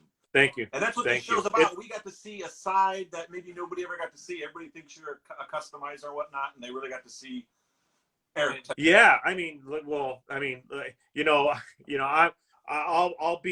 have to be as humble as I can be because it's not in me to, be, bragging or, I'll have a good time and rock with the best of them. But as far as the customizing stuff, man, I'm such an amateur. You know what I mean? And I understand a lot of people totally enjoy my work and are amazed by some of the people that are the things that I've created and stuff. But I'm obviously always going to be my worst critic. And just like when I came back from PowerCon, I literally dismantled like 20 of my customs because I was like, this is total crap. You know what I mean? Because after I saw what was on other people's tables, I was like, what am I doing here? But yet I know people were like, oh my God, your customs are amazing. And I was at other people's tables going, oh my God, your customs are amazing. You know what I mean? It was just like, it was so overwhelming to be around that much just raw, awesome talent. It was just, I just couldn't believe my eyes. But yeah, like I said, I come home and I just sit at my desk and go, what am I even doing here? Like, you know what I mean? But like I said, I enjoy it. And it gives me the opportunity to grow and to learn and to just keep trying. And like I said, I just don't ever see that slowing down for a long, long time in this line. And I like I said, hats off to the Four Horsemen. Hats off to Walter Hagen for bringing this together. You know what I mean? Yep. Hats off to Jeremy, who's just a beacon of awesomeness. Talking to Jeremy in any way, shape, or form, you just know you're in good company. You know what I mean? Yeah. You just know you're becoming part of something awesome. And like I said, to get in as early as I did. Now, like I said, I wasn't part of like the Kickstarter or, I got in like I said, 2019. So you could obviously see at the time frame where I was, but I still feel like I'm part of something from the beginning, and especially from the artistic part of me. Once I got into the line, seeing all the evolution and all the progression of all these guys like Brian Burke, the guys, the Pinkerton family with Crashbox Customs, the Strupp family with their stuff. Seeing all these companies just start to build and break ground and be a part of that from the very beginning. It's just awesome, man. It's just so awesome to just be like I was there. You know what I mean? To say, yeah, I knew that guy when he first started. Now look what he's doing. You know what I mean? It's so cool. so cool to see. And what's going to be cooler is just seeing all these new people coming into the line, grabbing their first figs, taking their first paintbrush, making their first custom, and then the next thing you know, they're going to be the table next to me at Legion's Con. You know what I mean? Yeah. Like, that's cool, man. That's so cool. You know, that, like I said, I just can't be thankful enough. So like I said, my small, you know, gift to our fans tonight, that's Thank you. what, you know. Thank you. Yeah. Wow. Dirt off the shoulders for me, baby. It's good. Man, thank you so much for coming on the show. It's what the show's about. We want to get all the fans out there. We would love to have all the fans on at some point so the rest of the fans get to know their fellow fans on a personal level. Thank you so much for coming on this show and allowing all us fans to know you on a personal level, Eric. We appreciate that. Absolutely. So much. There's plenty of us out there, man, and it's just like I said, we're all doing the same thing. We all might be alone in our little nerd caves of our own, but we're all doing it. And like I said, and this is a great place to share it. And like I said, outside of, you know, just mythics, I mean, like I said, we, you know, a lot of us are into a ton of different things. You know what I mean? It's all part of it, and it's great to be able to open that door and share that with people. Like, yeah, it's not just about one particular line, or maybe a lot of what I do, a lot of what I collect is exactly what people do at, you know, in their collections, you know, or there might be, like I said, if I was there with you guys, I mean, I would literally run right past Brad's mythic collection and I'd run straight to his G.I. Joe stuff. Because I would just be like, you have no idea. Like, You're so close to it. Like, yeah, you're so close. I would grab the first dragonfly I see and just like start flying around with it, and yeah, it'd be on. Eric, what size shirt are you? We're going to send you a Legion's Lair shirt. I'm a large. Large. Yeah. Anybody else out there want to order a shirt, contact me or my wife, and we'll go from there. Because I think we're about to put in a shipment in. Nice. What color? What's your color? You want black? Black, baby. Black.